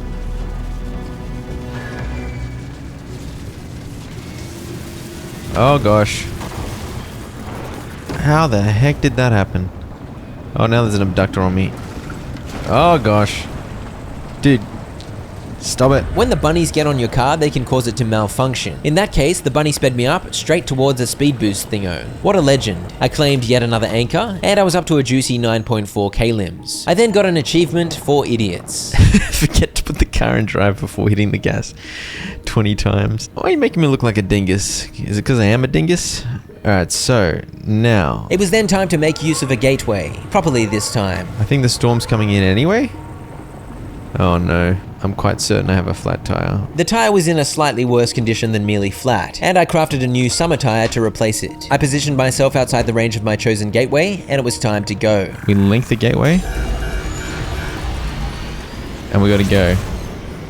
We gotta go, dude. The instability storm immediately closed in, and the red deadly nonsense was closing in slower, but still pretty flamin' fast. I'm good until the red comes in, right? The red coming in over there. That explains why it didn't work. The gateway is really obvious. Yeah, you can't miss it if you actually open it. Woo! Successful mission! Okay, time for the pit stop routine. Look at all that delicious loot. Loot. Delicious. By the way, when you use a gateway to get home from a junction, it unlocks access to connected junctions that were previously inaccessible. Yeah, okay, so now I've opened up this area. Is there a way to skip some of the junctions? Yeah, look at these big fat roads. Maybe they let you skip some of the junctions? So I might be able to go here and then straight into here now. Yeah, the fat roads are highways. Also, this is what happens when you scrap dumpster pearls. These pearls give you so much stuff.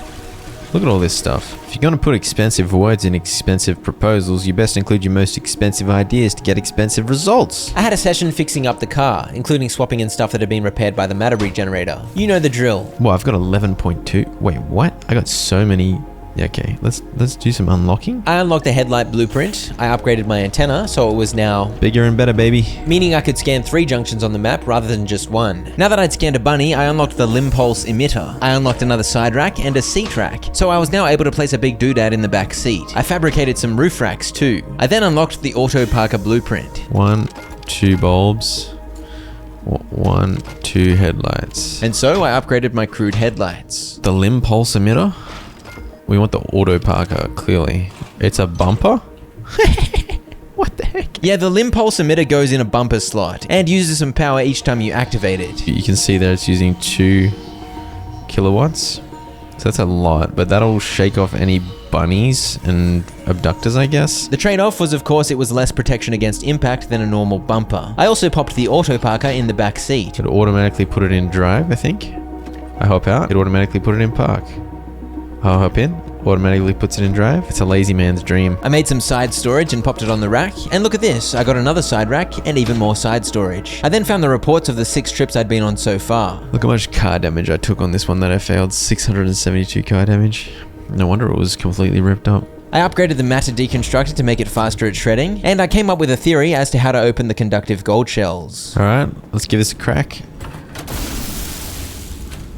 Aha. Inside was some loot, including a decorative item. Got a mounted stoplight and a mounted bunny. All of the gold shells seemed to contain garage decorations, which pleased me greatly. Okay, so this one needs to get wet and this one needs to get smashed. But how? Get hydrated by the toilet. Get hydrated by the toilet. The wishbone gold shells icon looked like it needed to get squished by a big machine, so I tried running it over, but to no avail. I googled it. This one you need water, I was right about that. That is an abductor, so I need to get an abductor to pick it up. Even more storage. Oh yeah. My next mission was to get one step closer to the mid-zone crossing. Instability will start closing straight away. I'd unlocked and crafted a large fuel can earlier, and now that I had heaps of extra side storage, I decided I better take it with me as a backup. What is Melik HT? I painted the new parts yellow and took the highway to G1. There are no anchor points here? I'm screwed. I don't have any... Oh no. Never mind, I may be okay. For some reason I randomly just stopped halfway along the highway. What? Yeah, I was freaking out for a second because I needed at least 2 klim in order to use the gateway at my destination. And it was an unstable junction, and I was worried I wasn't going to be able to collect enough. Open it. Open it. Oh, you did damage to it. Good boy. Good boy. Okay, let go now. Let go now. Alright, good job, fella. Good job. That's what we like to see. Get hydrated. Get hydrated. Ooh, yeah. Delicious hydration. I liberated some off-road tires from the big truck, and I soon had 4 matching wheels. I got fully off-road tires now. They're tier 2 tires. They are indeed. Summer tires have a AA rating for travel on roads, but a pretty rubbish C rating for off-road and in the wet. Whereas off-road tires have a AA rating for off-road, and a solid B on roads and an A in the wet. These stats correlate to speed and control, and I enjoyed the freedom of going off-road, so I was happy going all in on the bigger tires. Although it of course meant I sacrificed some speed on the roads. I was soon through to G1, the blistering woods. Oh dear. Oh dear. That's not what I wanted to happen. Stop it. Crackling crawler. Stop it. Dude, my car is over there now. Please leave my car alone now. My concern now is that at any point... Go, go, go, go, go. And at any point... Oh, dude. Yeah, my concern is that at any point the zone could start shrinking. Oh, is this a new variety? Corrodable. How do I open the corrodable ones? I'm only up to 0.8 klim. I need more than that. Just go off-road, bro. That's what we got the off-road tires for. Problem with off-road is when you hit like funky topography, but I'm drifting. Whoa. Whoa. By the time I'd collected all 4 anchors in this junction, I only had 1.6 klim, and I needed 2 to use the gateway in the next zone, so I was concerned. Heal my car. Heal my car. There was a receiver signal on the map, and I'd never seen one of those before, so I was keen to check it out. Conductive gold shell. It's a beautiful antenna. It's got a glowy orb. Mysterious auto.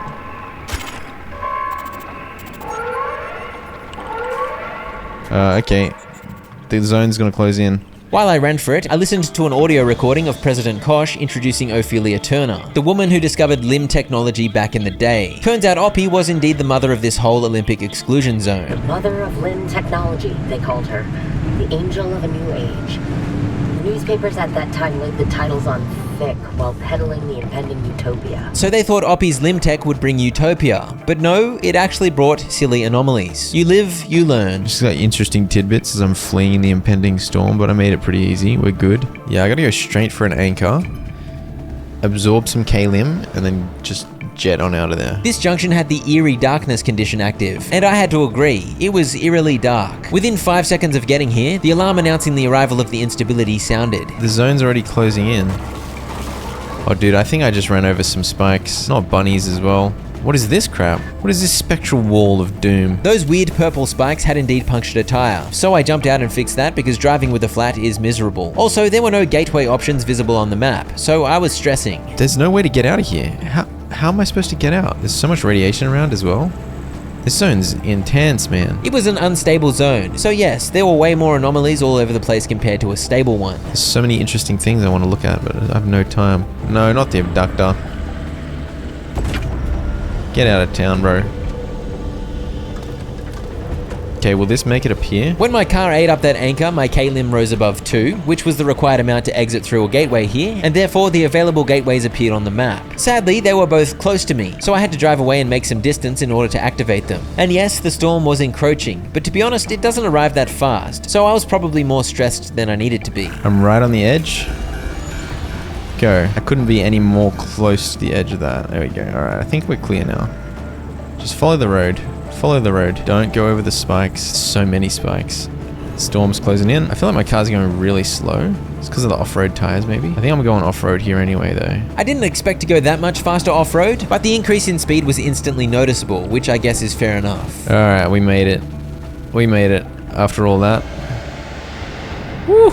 Successfully returning from that junction unlocked the adjacent junction, the mid-zone crossing, and that was where I was headed to next. Quest is also telling me to fix my car's quirks. This thing may or may not have been able to help with my flappy hood when reversing quirk, but I was too dumb to figure that out just yet. I put up some decorative stuff, I popped a couple more conductive gold shells, and that meant some more decorations, and I went through the process of repairing my car, including putting the damaged headlights in the regenerator and making 2 new headlights, with a plan to rotate them after each trip. I bought the electrician's kit, off-road tire, lightning rod, and side fuel tank blueprints, and I was faced with a choice between a hydro generator and a turbine generator. I opted for the turbine because I figured it would spin due to those windstorms, but also simply from driving fast. So I took off one of the side storage containers, and I now had a passive way to refill my car's battery. The turbine might be clutch because I've got 2 battery sapping junctions that'll use up my battery faster. Look at it wiggle.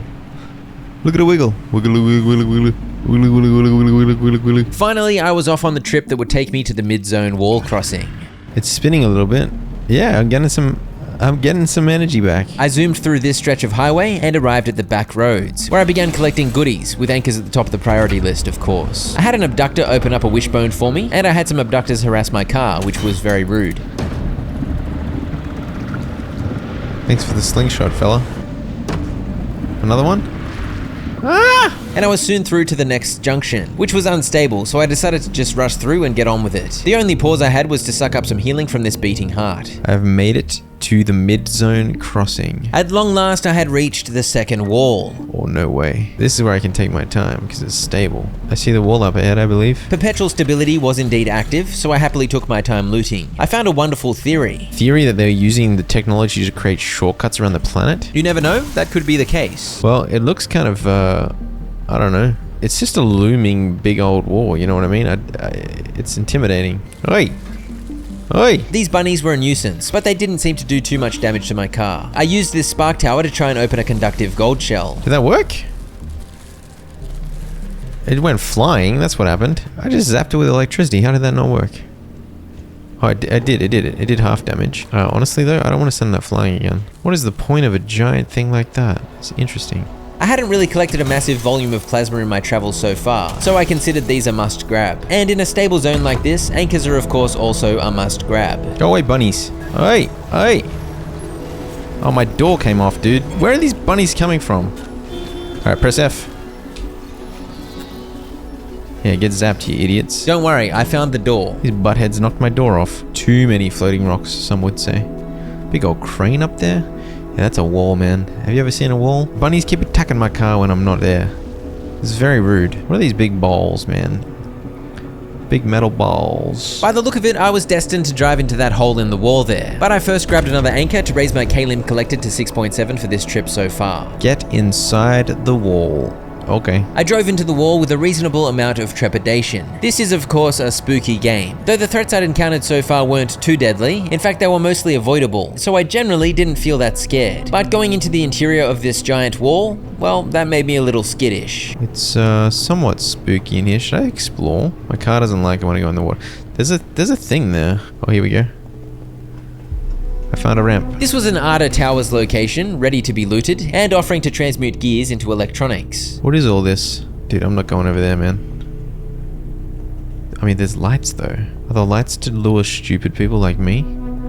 So I'm like, ooh, light. I managed to resist my moth impulses, and I returned to my car where I turned all the scrap metal I had into gears, which I transmuted into electronics. I wasn't particularly desperate for electronics, I just figured why not. I mean, the wall's quite hollow. I headed through another pipe and soon emerged to an even more open area, cavernous and full of strangeness. I don't know which way I'm supposed to go. Dude, what am I doing here? Where the heck am I supposed to go?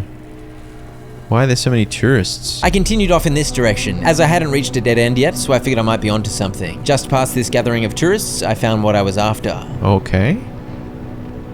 This is promising, maybe? My car really doesn't like big hills. But the off-road tires got the job done, and I was able to ascend and follow a rather long meandering path. I soon came across some train tracks, and the way out was revealed. Oh, is this a tunnel? I'm ultimately just following the train track, yeah? Okay, okay.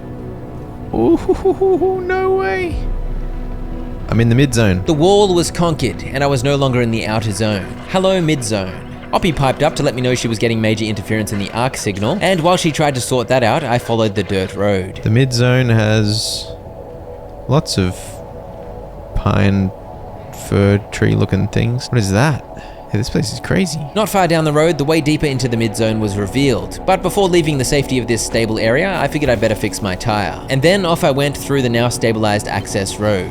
No way, dude. This is an ARDA site? The Myers. Oh, so it's all swampy. It does look all swampy, actually. It's perpetually stable, so I should be reasonably chill here. Hello, friend. Welcome to our side of the wall.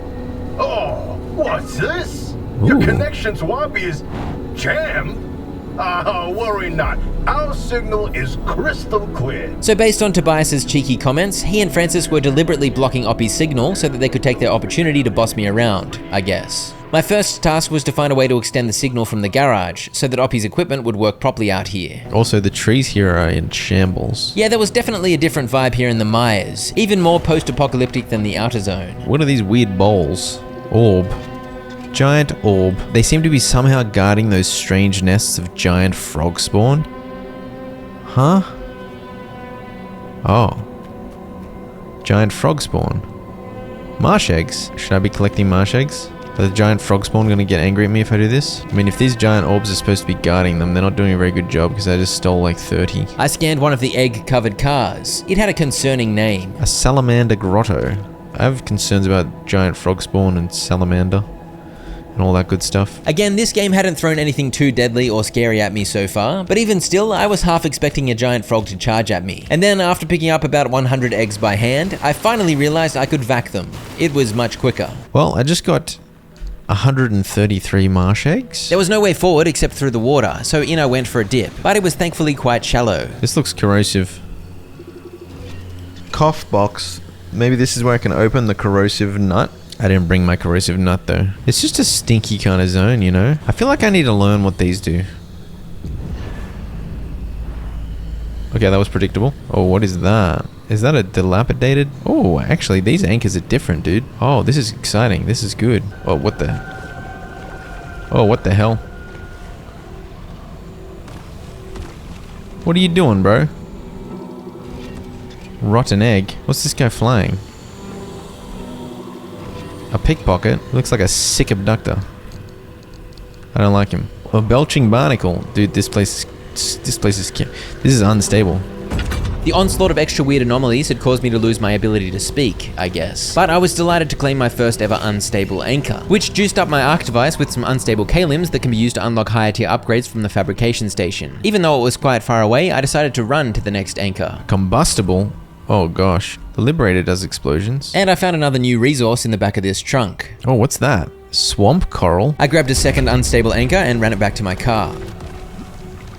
This belcher is annoying me. This belcher is belching absolutely everywhere. Lucky for me, I was a loot goblin, which meant I always had the materials to make sealing kits, which I needed to fix up yet another tire. These tires seemed to be going flat willy-nilly. I made my way towards the tower on the hill, but there was a pothole blocking the gate. I'm pretty sure I could have just mowed over the fence with my car, but I politely drove around instead. I arrived at the stabilizer tower and wandered over to flick the switch that would bring a small degree of stability to the mid-zone, and now I'd be able to incrementally discover a stable path forward to new junctions. Flicking that switch once again ironically destabilized this junction and opened a gateway, and so I got on the move. Do you reckon I can sneakily get that anchor on my way out? Unfortunately, the red circle was closing in quickly, and I had a fair distance to travel, so I sadly drove straight by a juicy, unstable anchor. And then I performed some of the worst driving you've ever seen, as I ran into the edge of this airstrip for no reason. No, dude. Oh no. That was not the play. I've got acids coming out of my car. To make matters worse, at that exact moment, I completely ran out of fuel. So I had to hop out, grab the fuel can, and quickly refill. Meanwhile, the red wasn't far behind me. There's a pickpocket. I may be dead here. Oh, I can't believe I let myself run into that. There is a pickpocket. Did it steal it stole one of my panels. At least it didn't steal my armored panel. It stole my front right panel. Alright, well I made it. Like, look how close the red circle is behind me. Yeah, I think that particular escape stressed me out a little. Mainly due to my terrible driving and poor fuel management.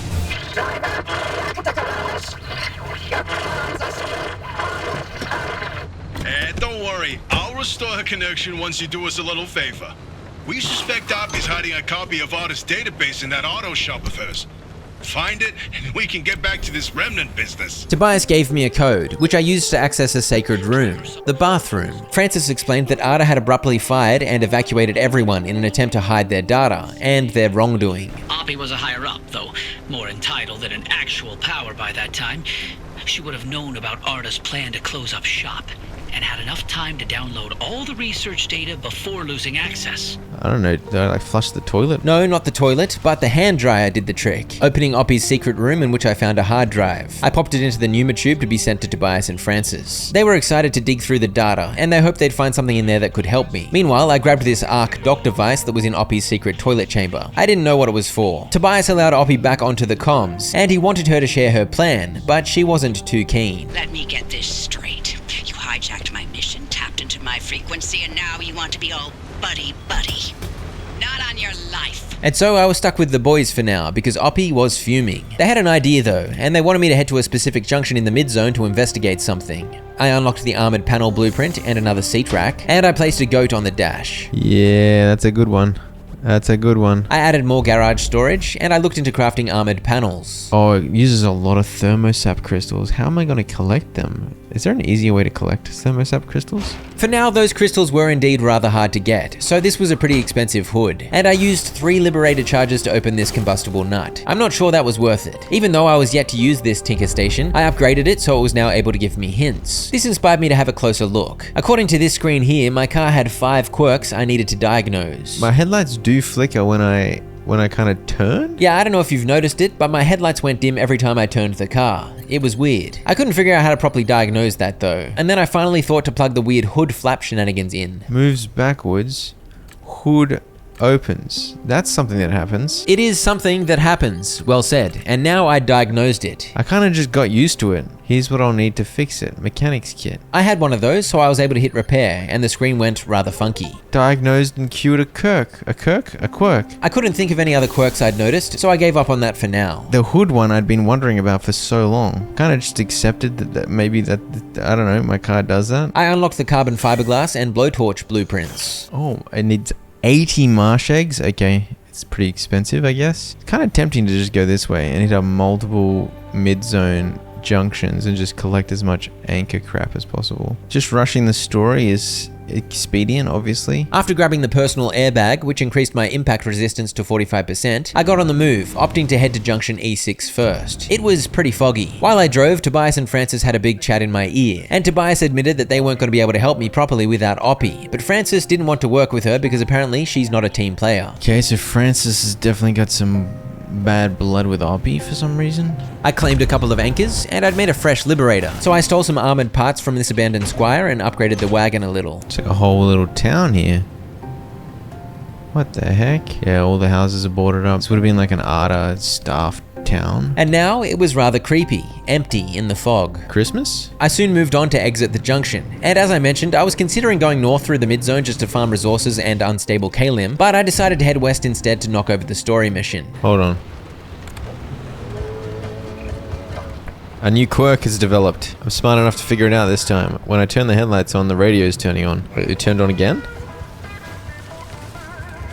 Why'd it turn on this time? Dude, there's so many things in the way. Yeah, when I turn my wheel, the lights go off. See, my radio just went back on again.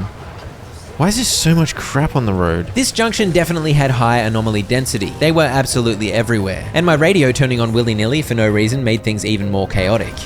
Dude, stop turning the radio on. I claimed some anchors, I transmuted some rubber into gas cylinders, and I collected a fair bit of loot. All the looting earned me an achievement. Load enough items into your car to fill 150 inventory grid slots. I was also trying to look more carefully at the map in order to plan out my approach to upcoming junctions. Especially eruptive, fuel evaporation. Oh, yeah, I'm gonna run out of fuel. I think I just gotta get out of there as quickly as possible. So the plan was to get through this unstable junction quickly, but the anomalies here had other ideas. What are these orbs?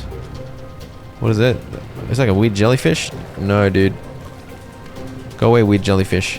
Stop it. Did it steal something? That is a lot of cars piled up. Oh gosh. Oh dear. That was not good. My radio is still just randomly turning on willy-nilly. As I approached the exit of this junction, I couldn't resist the giant anchor up ahead. I think I'm gonna be greedy and just go straight forward for the big anchor up there. And I hope that it doesn't bite me. Storm is coming in, but it's not coming in that fast. Don't belch on me, please. Look at this thing, dude. This is a corrupted anchor. Oh my gosh, so much belch. So much belch. What is this? I must scan this. A shaggy scrambler. Alright, quick, get in the car. Oh, not some jellyfish. The circle is still far away. We're fine. I need to fix this quirk with the radio, man. It's actually annoying the crap out of me. I easily made it out of the junction with time to spare before the yellow storm arrived, and I'd managed to get my first corrupted Kalim in the process. I soon arrived at the mission location. Battery farm out of sight, the Myers. Driver, get ready to feast your eyes on the visions. I don't have rubber, so I can't make sealing kits. On top of a flat tire, I was worried about my fuel levels, so I was keeping an eye out trying to find some. Unfortunately, this junction seemed to have very little fuel. Usually these wrecks would have a little bit in the tank, but this was bone dry. Meanwhile, the boys yapped about a woman named Laura, who after the hallucination event, never stopped hallucinating. Most people only hallucinated for like 10 minutes, but she just kept going on and on. She ended up bonded to a remnant paint bucket that never ran out of paint, and she wandered the zone painting murals of her visions. This wreck at least yielded up some rubber, so I was able to fix the flat. And now my mission was to go and find some of the murals that Laura had painted, but on the way I of course wanted to grab all of the anchors. The belchers are belching, bro. I need this thing though. They got the weirdos. What are those weirdos? Bubblegum buddies? What are those explosions? I'm taking so much damage, but I need this. The way I'm talking, it sounds like I'm hopelessly addicted to unstable limb. There's no petrol in any of these, man. This is not good. I should mention I pretty much constantly took damage, especially in these mid-zone junctions, because radiation was prevalent. And of course, every time I cuddled one of the anchors, it irradiated my body too. I healed up by munching canned food that I found fairly commonly, and using first aid kits. I found some more marsh eggs, so I sucked them up, and I did my best to avoid the terrifying bubblegum buddies. There was a massive pipeline up above me, with weird glowy orangey red globules hanging from it. After staring at this shaggy scrambler, I wandered over to one of the foundations of the big pipeline, upon which the Sasquatch mural was painted. What is that, a sausage? Is that a mustached sausage? Oh, it's Bigfoot. Bigfoot mural. My personal favorite. The mural then began to shift weirdly, which confused the lads. And for my part, I scanned the big orange danglies and learned they were some kind of battery. Plastic power pods. I feel like I want to harvest the batteries. Alas, I could not reach, for my arms were too short. These pink things, on the other hand, they were destined to be mine. This is a neon reef, and the pink stuff is swamp coral, which was sadly resistant to my hand vac, and so I was forced to collect these one by one. The trouble was, they had a habit of retracting and hiding for a few seconds before emerging again, so this was quite a process. And you can't pick them up by just pressing E. You have to hold E down for a bit, so it was slow going. But I was determined to pluck them all. I eventually collected 128 and I was done. Except not, because I spotted another neon reef. I didn't really know what the swamp coral was for, but I wanted all of the swamp coral. Once I was done with that, I moved on, and I was pretty far off road, so it was quite bumpy. I looted these Arda trailers and the nearby Arda tower, and they both had transmuters wanting 2 steel sheets in exchange for fabric. I decided not to partake, though in hindsight I wish I had, because fabric is actually quite a high demand resource. What is this? Wait, why is this happening? Why is it suddenly breaking out in stinky poo? Who knows why? The zone sometimes poops on you. It's just the way it is. As my fuel got lower and lower, I was becoming more and more concerned. There's like very little, it's got low fuel density. I'd used all of my spare fuel and I was down about to 1/3 of a tank, so I decided to run to the next mural to at least conserve a bit of juice. Hey! What are you doing? Oi! Oi! What the hell? I never expected that from a shaggy scrambler. Incredibly rude behavior. And here is the second mural, the Great Pileup. You can spot the helmsman's body in one of the boats.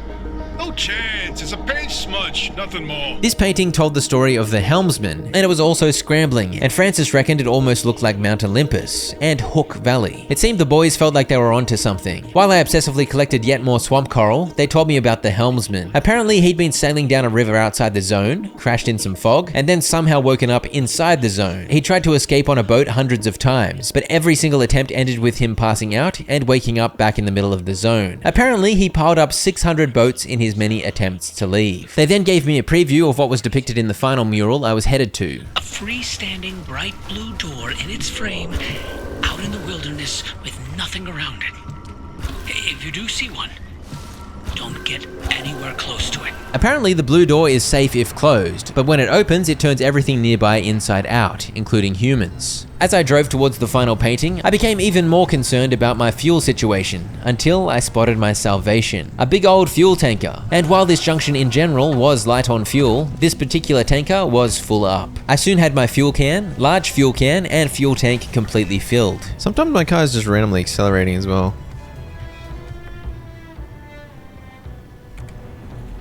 Yeah, it is. The radio turns on a lot, and it randomly accelerates. Ah, tourists. With this anchor, I was up to 10.2 klim for the run so far, most of it unstable. My car was quite beat up though. I grabbed another anchor and then bubblegum. Oh, it's the flamin'. Go away. Go away, you flamin' bubblegum dinguses. Oi! What is your problem, man? Hey, hey, hey, hey, hey, hey. Hey, go away. Go away. I want the Squire, but what if the bubblegum idiots follow me? I always love a big truck full of goodies, and scrapping armored parts is a good time too. Please give me many thermosap crystals. My car continued randomly accelerating for reasons I couldn't quite work out, so that was definitely a new quirk. And I discovered yet another quirk when I accidentally honked the horn. When I honk, this light turns on. I gotta collect more of this crap. It has to be done. This junction was perpetually stable, by the way, and just as well, because I'd been here for ages. If it wasn't stable, the instability storm definitely would have arrived by now. Let's look at this blue door. That is indeed a mural of a door that is blue. Once again, some weird scrambling happened. This time some flowers appeared, and Francis said those flowers only grow at a particular elevation. Apparently all three visions were revealing a location. A square mile in the northeast corner of the deep zone. Huh. The visions were pointing towards something the entire time. Meanwhile, Tobias reached out to Oppie to show her what they'd learned, and she was impressed. Also, this whole time there'd been a subplot going on relating to why Francis didn't get along with Oppie. I summarized it in-game beautifully. Okay, so Francis forged his work with the basilizer. I don't even really know what the hell the basilizer is. But anyway, he got in trouble and lost his job as a result, and Oppie was the head of the council, or like the commission or whatever, that demoted him. So he really doesn't like Oppie because he feels like Oppie punished him as hard as she possibly could. For now though, let's do this. As you saw there, my radio turned on multiple times during that 15 seconds. It was really annoying. This was a relaxed exit compared to last time, as I made my way to the gateway beam of glory with minimal complications. 5.1 unstable, 2 corrupted. On the trip report there, you can see the juicy limb I brought home. As you can hear, I was pleased. I ran every coordinate in that area through the auto database, and what turns up? But access logs with entry records for Dr. K up through March 1963. What? No, the doctor died in 1961, and then the lab accident. So we were told. Surprise, surprise, Ada lied. And apparently they lied about demolishing something called the Red Meadow facility. And that's where Oppie wanted me to go next, because if Dr. K did not die, then it'd be helpful to learn what he was researching after his fake death. I added the ARC dog to my ARC device, but I couldn't figure out what that achieved. I successfully diagnosed the quirk causing my radio to randomly turn on if my headlights were on, and that was a relief to fix because it was really annoying. I fixed the horn turning on the dome light too. I wanted to hydrate some dry nuts, but the tap wouldn't turn on. I turned my antenna into a potato, and I did some testing to figure out the accelerating quirk. Turns out turning on the radio was causing the burst of speed. Okay, we fixed that as well. What's the final quirk? Apparently there was one more quirk, but I hadn't noticed anything else, so that was a mystery for now. I think I was getting like the 1-2 combo. Turning on my headlight was making the radio turn on, and then the radio turning on was making my car jolt forward, so everything was going absolutely bonkers every 2 seconds. I upgraded my workbench to tier 2. They prey on vehicles. It's like they eat them. Are you talking about bunnies? And I was very pleased to unlock the plasma scrapper blueprint. It costs 4 plasma to make, which was kind of expensive, but it was a massive upgrade. Yeah. Oh yeah. Is it sucking up the materials as soon as I do it as well? It is. I'm automatically picking it all up. It was faster and more durable too. I unlocked the armored door blueprint and was able to craft 2 of them with my 4 remaining thermosap crystals. And so my quest to armor up my wagon continued. This has got high instability, so that could be crazy, but that's fine. We'll go here and then here and then here. The first stop was halfway along the highway, which involved some airstrip floating of both me and my car, and then some hydrating. Sadly, both of these nuts gave me decorative items I already had. I also collected a bunch, reveling in the glory of my upgraded scrapper. I soon arrived at the Blistering Woods Junction, where I also took my time enjoying the scenery. Heal me, precious tree. I have a question to ask of this crap on the floor. Does this crap corrode my thing? It does not. That stuff is radioactive goop, not acid. Nice try though, big fella. I used these shocked tourists to open this conductive gold shell, at least. Thank you, tourists. Whoa! After a good stretch enjoying the bounty of this relatively relaxed junction, the instability storm began to close in and I took my leave. There's decent-sized anchors here, so I think I get them. I must observe that it was a bit windy on this particular day. I don't even have to drive, man. I do not want it. Oh my gosh. Big old power pole. Big old power pole. Big old power pole. When I yoinked this anchor, I connected some dots as to why anomalies arrived like crazy this time. This is a high instability zone, right? And I think that factors into how much crap happens when you take an anchor. Despite the high instability, the storm was not an instant arrival, therefore I still had time to dilly-dally. See, why are there these ramps with speed thingers inviting you to do sick jumps? Like an absolute lunatic. When I repaired this flat, I couldn't help but notice my rear tire was also in bad shape. Oh, this one's just dead. I couldn't make the tier 2 off-road tires in my boot, but I could make summer tires, so I cooked one of those up and that'd have to do for now. Oh yes, give me thermostat crystal. Oh yes, give me dumpster pearl. Very friendly dumpster. This transmuter wanted a whopping 9 bulbs in exchange for 1 pressurized cartridge, except you use pressurized cartridges to make bulbs, so I had to conclude this was not a good deal. Okay, we made it. We can investigate Dr. K's lab. Oh dude, this zone is crazy. It's an actual facility and there's so many anchors. When doing some repairs, I noticed some of my car parts were in trouble. Wait, it's fragile and there's no fix? Has it always been fragile? It's just because it's old. Sometimes they just wear out and that's it. It's true, even if you take good care of a part, it'll eventually die from old age regardless. Also, it felt like this rear left tire was going flat willy-nilly, and this achievement proved that it was indeed. Fix 6 status effects on the same car component. Alright, well, we got our work cut out for us here. Let's start there, I guess. This mid-zone junction was a part of the Scorch, different to the swampy mires I'd visited earlier. For example, there were glowy red thingos here. As I drove through the rain, Oppie and Tobias discussed whether they had any regrets choosing to stay in the zone, despite all that it cost them. They didn't really answer the question, but Oppie couldn't escape her sense of duty after inventing limb technology, and seeing all the chaos that came from it. Meanwhile, Tobias just loved investigating the strangeness of the place. What is this over here? That looks like thermosap. Please tell me. Yes! Sap compressor. Give me sap. Oh my gosh.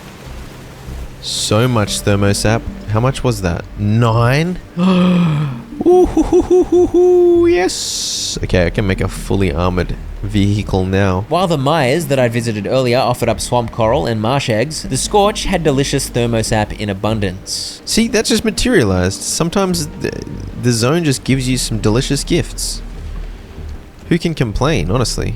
I pop another tire already. Dude, my car is just wearing down. We're going in Red Meadow. Screw you, bunny. Oh, that's a hopped up hair. Dude, this same tire is flat? Oh, it's because it's fragile. It's gonna break soon. This facility was quite a spectacle, with massive structures all around. But it was the compressed sap that won me over. You shouldn't try to scrap it though, a big hammer slap works better. There were also quite a few unstable anchors for me to claim. Hey! No, no, no. No. Give me that. Not yours, you silly bubblegum buddy. I traded some plastic for chemicals at this transmuter. Free hugs. Heck yes. They wait for you in the dark. Please no. This tire's flat again? What is the point of that tire, man? I decided to rip the silly fragile tire off, and I crafted another summer tire. What the heck? Oi! Oi! Go away. Take my old tire. You idiots. You stupid jellyfish weirdos. But the tire troubles just would not stop, as my front right one simply disappeared. Wait, what? This run has been just a big RIP for all my off-road tires. I scooped up 3 more unstable anchors, and I found a few more bountiful sap crystals, and then I was done with this area, and it was time to enter this giant structure, in which I was supposedly destined to find some of Dr. K's research notes. What is this? Pool of water? Glowing butterflies? I poked around in here for a bit, and soon found a way forward. Found a little tunnel? Found a little tunnel? I followed the tunnel along a few turns and soon emerged into an enormous area, and some calamity or another had caused a bit of a mess in the center. Security protocol activated. Scan artist security credentials immediately. I'm a delivery driver from outside of the zone, so clearly I lacked ARDA security credentials, but Oppie and Tobias promised me they'd deal with disengaging the security protocols. And for my part, I just needed to look around. I soon found some data from whatever experiments Dr. K was conducting here. I gave it a scan. Tobias immediately gleaned a big piece of info about what we were looking for. This thing in the deep zone, they called it the well. This area had quite a few plasma generators, so I scooped up heaps of plasma as I explored. I soon scanned some more info. Apparently it related to the origin story of remnants, and it seemed any workstations with the lights still on were the ones with data available to collect. According to Oppie, this third set of data was complete gibberish. Look at this thing, dude. I didn't even look up there. What am I doing? Wait, is this where the explosion happened? No, surely not. Some other kind of crazy experiment here. I grabbed the fourth bit of data, and this was a big one. Apparently it was the record of the explosive event that had killed Alan Turner, Oppie's husband. Finally gonna find out more info about that accident, huh? By the way, I could have easily ignored all of this plasma and gotten on with the mission, but in retrospect, I'm grateful for my loot goblin ways. I really did need all of these materials as the game progressed. The final lab data was in the center, below the big old cracked sphere. What were you doing up there, pray tell? I scanned the final terminal, and this was a big one. Alan's lab notes.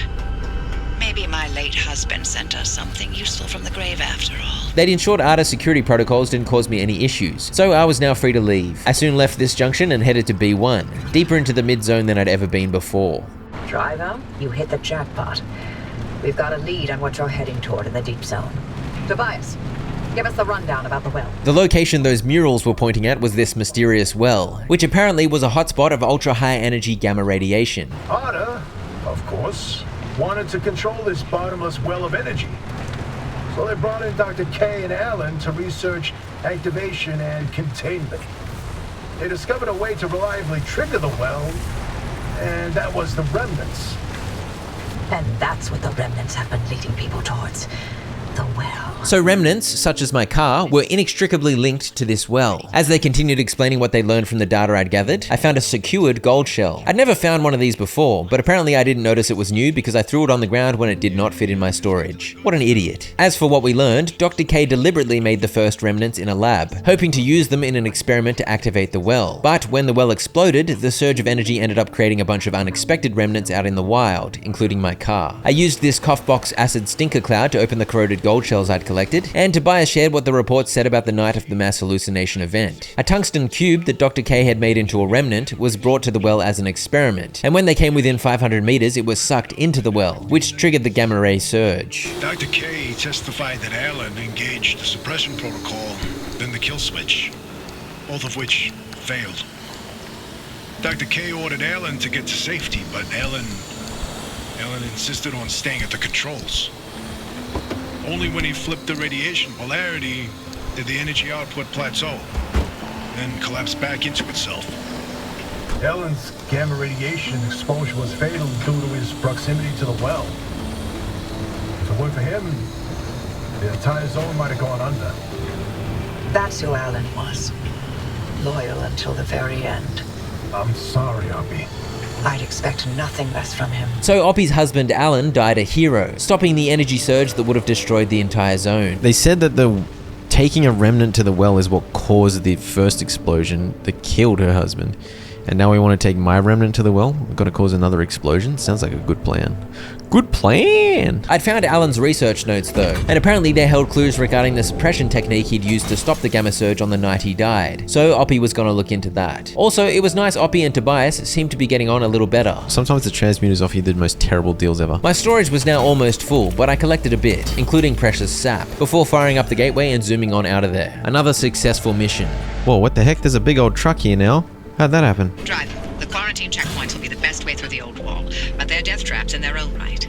But I designed something to help.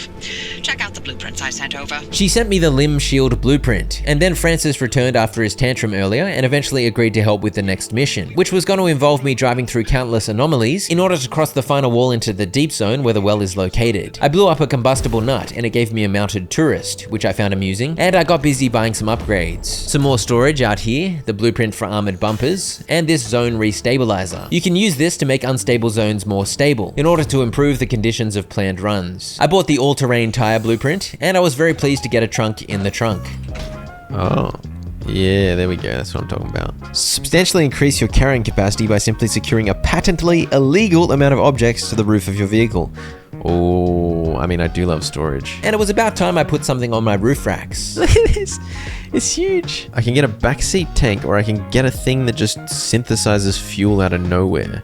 It does use up battery though. I still had over 10k limb to spend, so I went on a bit of a spending spree. I ended up with a battery on one of my side racks, so I now had 85 kilowatts of power max, up from 50. I placed a fuel synthesizer too, which makes fuel out of nowhere somehow, but it drained my battery pretty fast, so I decided I didn't like it. Instead, I placed this backseat fuel tank, which holds an extra 25 gallons of the good stuff. I also added another roof rack, on which went yet more storage. How have I not done this? Yeah, I somehow missed that I could have upgraded my engine, but I'd now used up all my stable limbs, so I'd have to get that next time. I finally worked out what the Arc Dock was. It uses a ton of battery power to heal you, not too bad. I then replaced the auto parker with some jump jacks. Jump jacks does not look safe. Ready? Whoa! Whee! I guess that might be useful, but surely it's just destroying my own car. I decided to leave it in regardless, but that meant I no longer had the auto parker. I'm gonna have to remember to go to drive and park on my own now, which is very rough, but that's okay. And perhaps the most exciting new toy, the thermal vac pack. This thing shines a light, sucks more aggressively, and if you're near your car, it automatically sends whatever it sucks up into car storage. Might take a spare plasma scrapper. I made a couple of armored bumpers too and whacked those on. Oh, big boy bumper. Look at that. Chonker. The bounty of thermosap crystals I'd collected on that last run meant I was able to make a bunch more armored parts. 4 off-road tires and fully armored, and it looks like a bit of a beast now. It really does. It looks like a bit of a beast. And then it was of course time to decorate. Yellow eyeballs. Can I spray the headlights black? I think it means my headlights just don't work. Yeah, that'll do.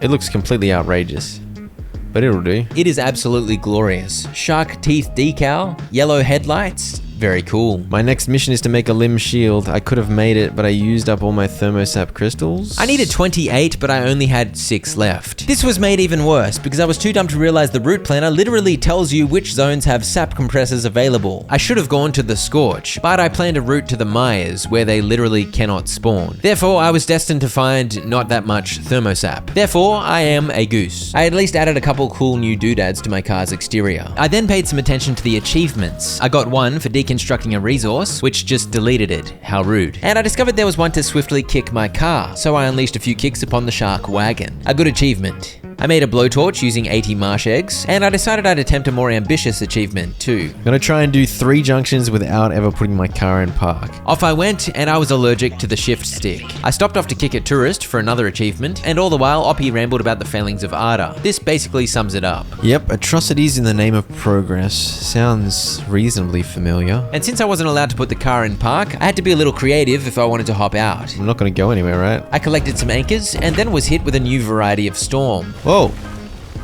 Whoa! This is a seismic squall.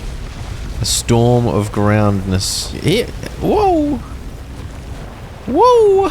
When I hopped out, I generally tried to leave the car on a flat surface to ensure it didn't roll away. I employed an abductor to open a nut, and inside was some thermosap. Nice. Soon I was done with one junction, and the car had not gone into park a single time. Time for another junction. This one had a bunch of lightning anomalies, and the violent voltage condition was active, so they dealt extra damage. As long as I avoided them, it wouldn't be an issue, but the road was a little clogged with sparks, so it was a bit chaotic. But ultimately, no worries. I claimed some anchors and I made it through, without ever going into park. As I arrived at junction C5 in the mid-zone, I saw that one of the junction conditions was turncoat. I wasn't exactly sure what that meant, but there was an icon of my car next to it. And obviously a turncoat is a traitor, so I was anticipating my car was going to get up to some funny business. It didn't seem to be misbehaving while I was driving, but when I hopped out to claim this anchor, it randomly let off some horn honks, which was cheeky. When I stopped to scrap an abandoned Squire, the turncoat unleashed the biggest betrayal of all.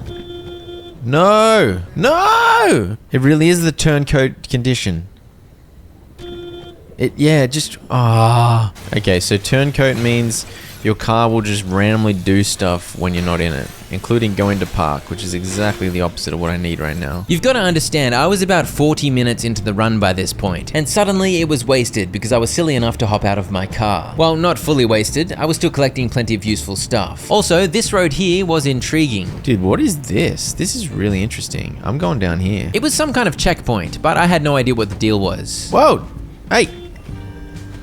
Stupid car. Checkpoint looks sparky. Is it a bad idea to go through? Oh? That didn't seem positive. What the heck just happened? So that was interesting. There were more checkpoints along this road, but they had their barricades up, so I noodled around like a rebel, and I believe I may have knocked over a few sections of the fence in the process. When I got to the end, there was sadly nothing exciting, but as I attempted to drive onwards to continue looting the area, I realized there was a sharp drop. Wait a minute. Oh, should I do it? Alright, fine, I'll do it. This is a bad idea. Oh gosh. I'm a fool. Why did I get curious, man? Hang on. I reckon I can fix this. No, don't roll again.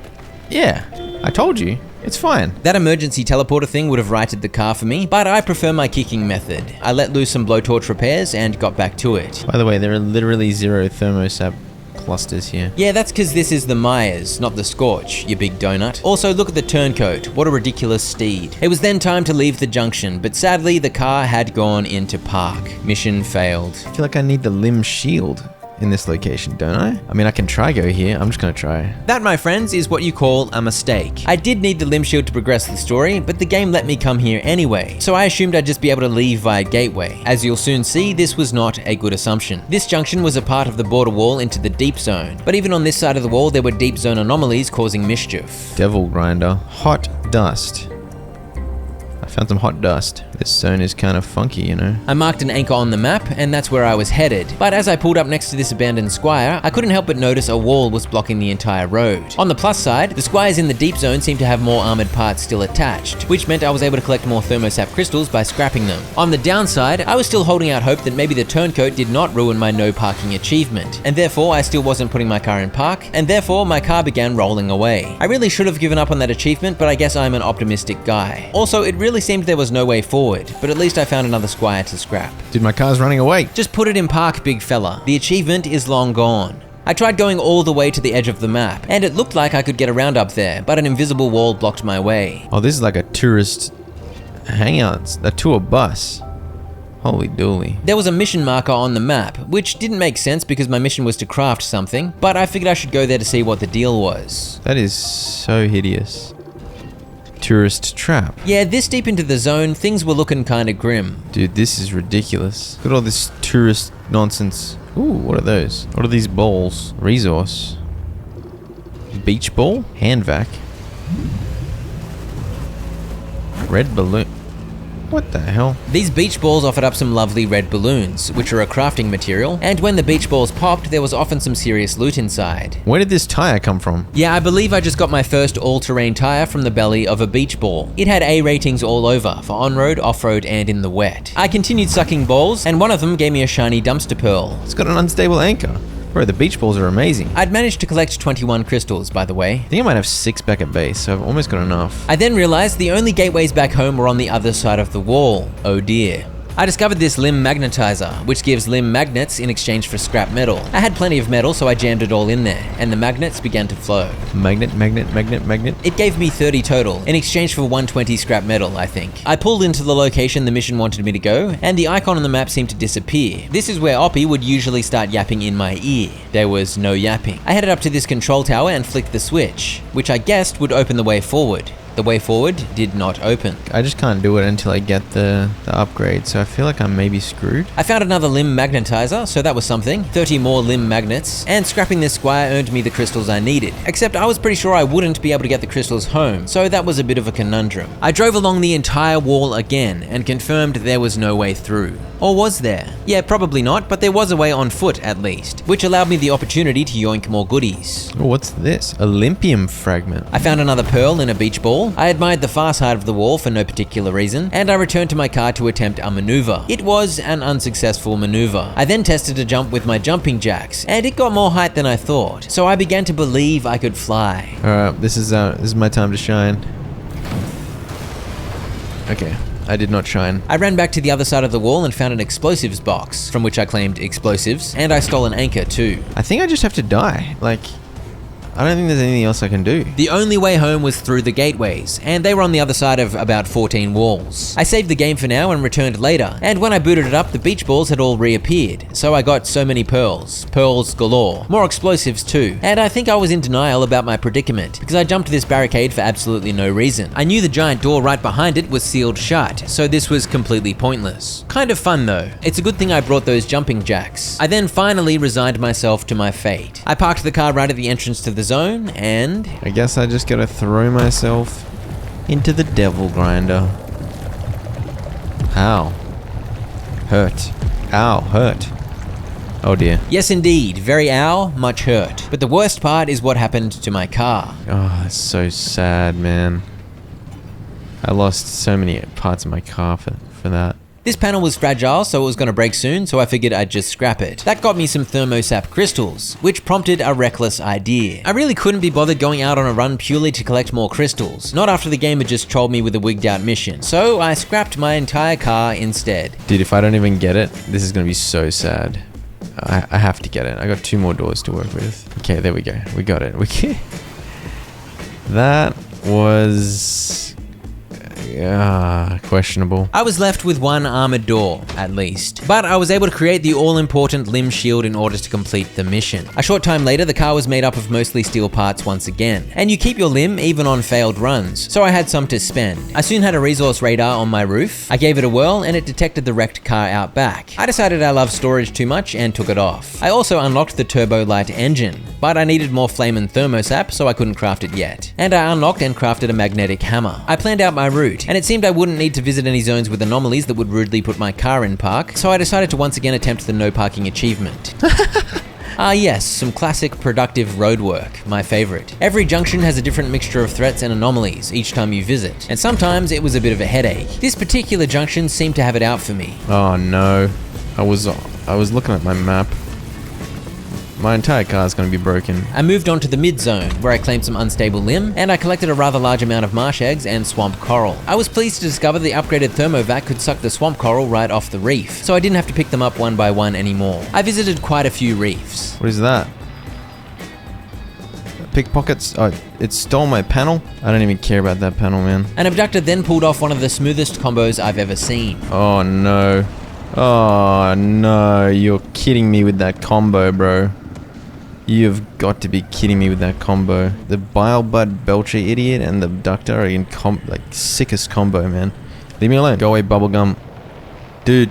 I made sure to collect all the eggs and coral I came across, and I ended up with several hundred of both. And I don't think I've mentioned, these box trucks usually had a detailing item in them. Always a good find. And then I returned to the scene of the tragedy. And you can see by the state of my car on the screen there, those 2 junctions had beaten me up. But I'd made it, and after carefully parking, but without using park, I looted the corpse of my last run's remnant. I think some of the stuff had disappeared, but I of course grabbed everything I could. I refueled and then took the rear bumper off, and I replaced it with the limb shield. I assigned it to a keybind and fired it up. Okay, the shield is now active. Oh, and then it only uses energy if I actually get hit. I whipped out my magnetic hammer. This is the tier 2 version of the impact hammer, and it earned a much higher yield. After claiming a corrupt anchor and navigating the horrors of the deep zone, these flamin' tourist traps. I returned to the mission location, but this time I of course had the limb shield. I collected some beach balls. I love the beach balls. The beach balls are the best, bro. They give you random anchors. I repaired my rather beat up car in preparation for the mission ahead, and I flicked the switch in the control tower, except this time it actually opened the way forward. Yeah, so by the look of that, I just have to go through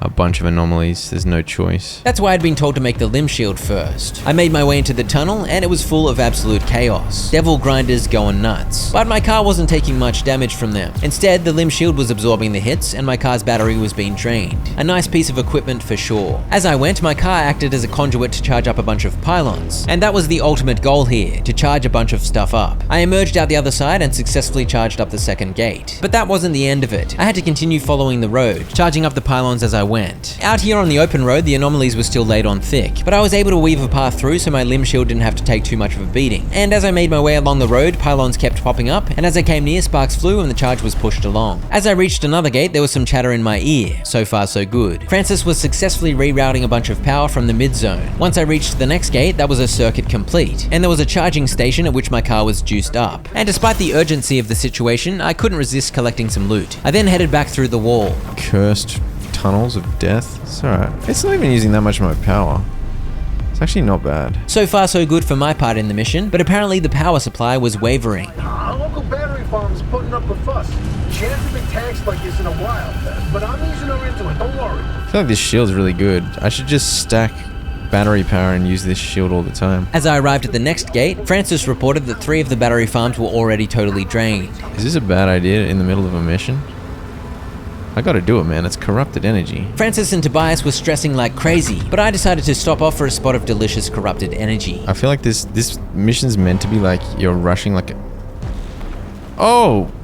I just got trolled. That was a tickling tumbler. I thought it was an explosives box. Sneaky. I got back to it and soon completed the second circuit. And as I dilly-dallied, some more of the boys' power stations went offline. I'm rerouting power from Battery Farm 6. charge and you'll blow out your control center. I drove through another bumpy tunnel of doom, and honestly, my job in this mission was pretty chill at this point, but the boys were having a nightmare. Battery farm 6 core's overloaded. I'm shutting down.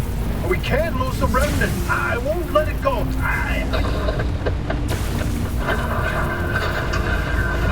Get back inside! The radiation's peaking! I've got to repair it. I'll be damned if I'm gonna let this plan fail. We're too close. Your theory, we can still prove it. Stop! It's too dangerous out there! I believe Tobias just ran outside in the middle of an intense radiation storm. I soon closed the third circuit. I'm at the battery farm. The fuse box is completely liquefied, but I can bypass it. Francis, I need you back at the control board. Not now, Oppie! The minute Tobias reroutes that line, you need to push the connection. Miss it by a split second and we lose the entire power grid. No. Almost ready. Please don't do this! Francis, it's now or never. I'm rerouting the grid now.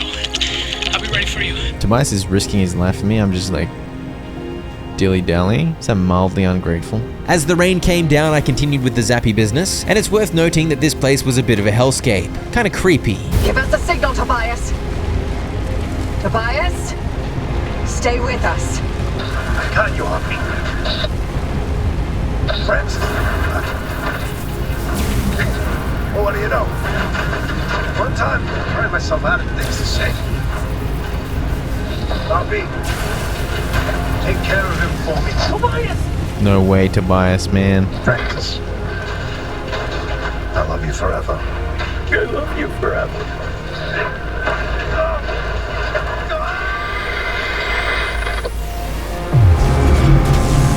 Oh no. Power's back online. Francis, now! Tobias, answer me! Tobias, answer me! Don't do it! You can't go out there! Driver, the power's holding steady. You can open that final gate. Just give me 1 sec to collect some delicious plasma. I climbed the control tower and flicked the switch, and Tobias' sacrifice was not in vain, as the way was successfully opened and I was able to continue forward deeper into the deep zone. I headed to junction A2. The entire area got scrambled in instability. I'm afraid, Tobias. I told you. I told you, didn't I? We weren't ready. We should have planned it better. We should have known. We did the best we could. No, do not give me that. If we had, he'd be here with us. Oppie was obviously sorry about the loss, but she wanted to get on with it. Francis goaded her, asking if that's how she dealt with her husband too. Every single day I still think about how if I had left the zone when we had planned to, I wouldn't have lost Alan. I hoped that Lim Tech was done killing our own. I'm sorry about Tobias. Tobias was all I had. If Francis could see how much flaming loot I was getting, he wouldn't be so upset. It's true, I did manage to collect a lot of delicious loot. Just gotta really hope there are no anomalies here that will put me in park. Yeah, in case you forgot, I was still trying to do the no park challenge, and I'd successfully done 3 junctions so far. This is a pretty chill zone in terms of stability though. Nothing too unstable going on. Ah! Come back! Oh my gosh. Tourist trapped. Oh dear. The tourist trap is eating my anchor. Give me that. No tourist trap. No. Ah! Wait. I didn't even notice that I dropped it. Except for the tourist traps managing to repeatedly shoot me up in the air, this zone was indeed quite chill, and I claimed a juicy haul of corrupted limb. And of course some other loot too. Tickling tumbler. It is a tickling tumbler. I'm too smart for you, tickling tumbler. You are not really a crate. You are a big explosion. There's a massive complex of trailers here. Holy dooly. I'm not sure I properly understood these earlier, but I think once you get these activated, it means you can create stable roads forward. I had a field day looting the trailers. I didn't realize there was pulsating roots of weirdness. And I found another limb magnetizer from which I claimed another 30 magnets. Earlier, I had activated stabilizers in the outer and mid zones, and now it was time to bring some stability to the deep. Once I'd flicked the switch, as usual, a gateway opened and the instability began to close in, so off I rushed, and I soon successfully completed the run. It's gotta be the achievement, right? Yes! Complete a run with at least 3 junctions and without the car ever being in park. Yes! My next mission was to chart even deeper into the deep zone. Yeah, the well is going to be somewhere over this way, I guess. And then it was time for the shredding of many pearls. A whole magnetic hammer? It's a lot of thermostat, but I think it's worth it, for sure. Get this beautiful beast in. Oh yeah. Oh yeah. That looks beautiful. I'm gonna be so much faster now, I guess. Replace all of the car's original parts. Oh yeah, that was the last thing I'd never replaced, the engine. The old engine had served me well, but into the shredder it went. Extraordinary amount of underground storage space, okay. I upgraded this locker into a pneumatic locker, and as far as I could tell, this actually had infinite space, as I dumped several bag loads of materials in there and it never filled up. 4 more dumpster pearls? Boom, boom, boom, boom.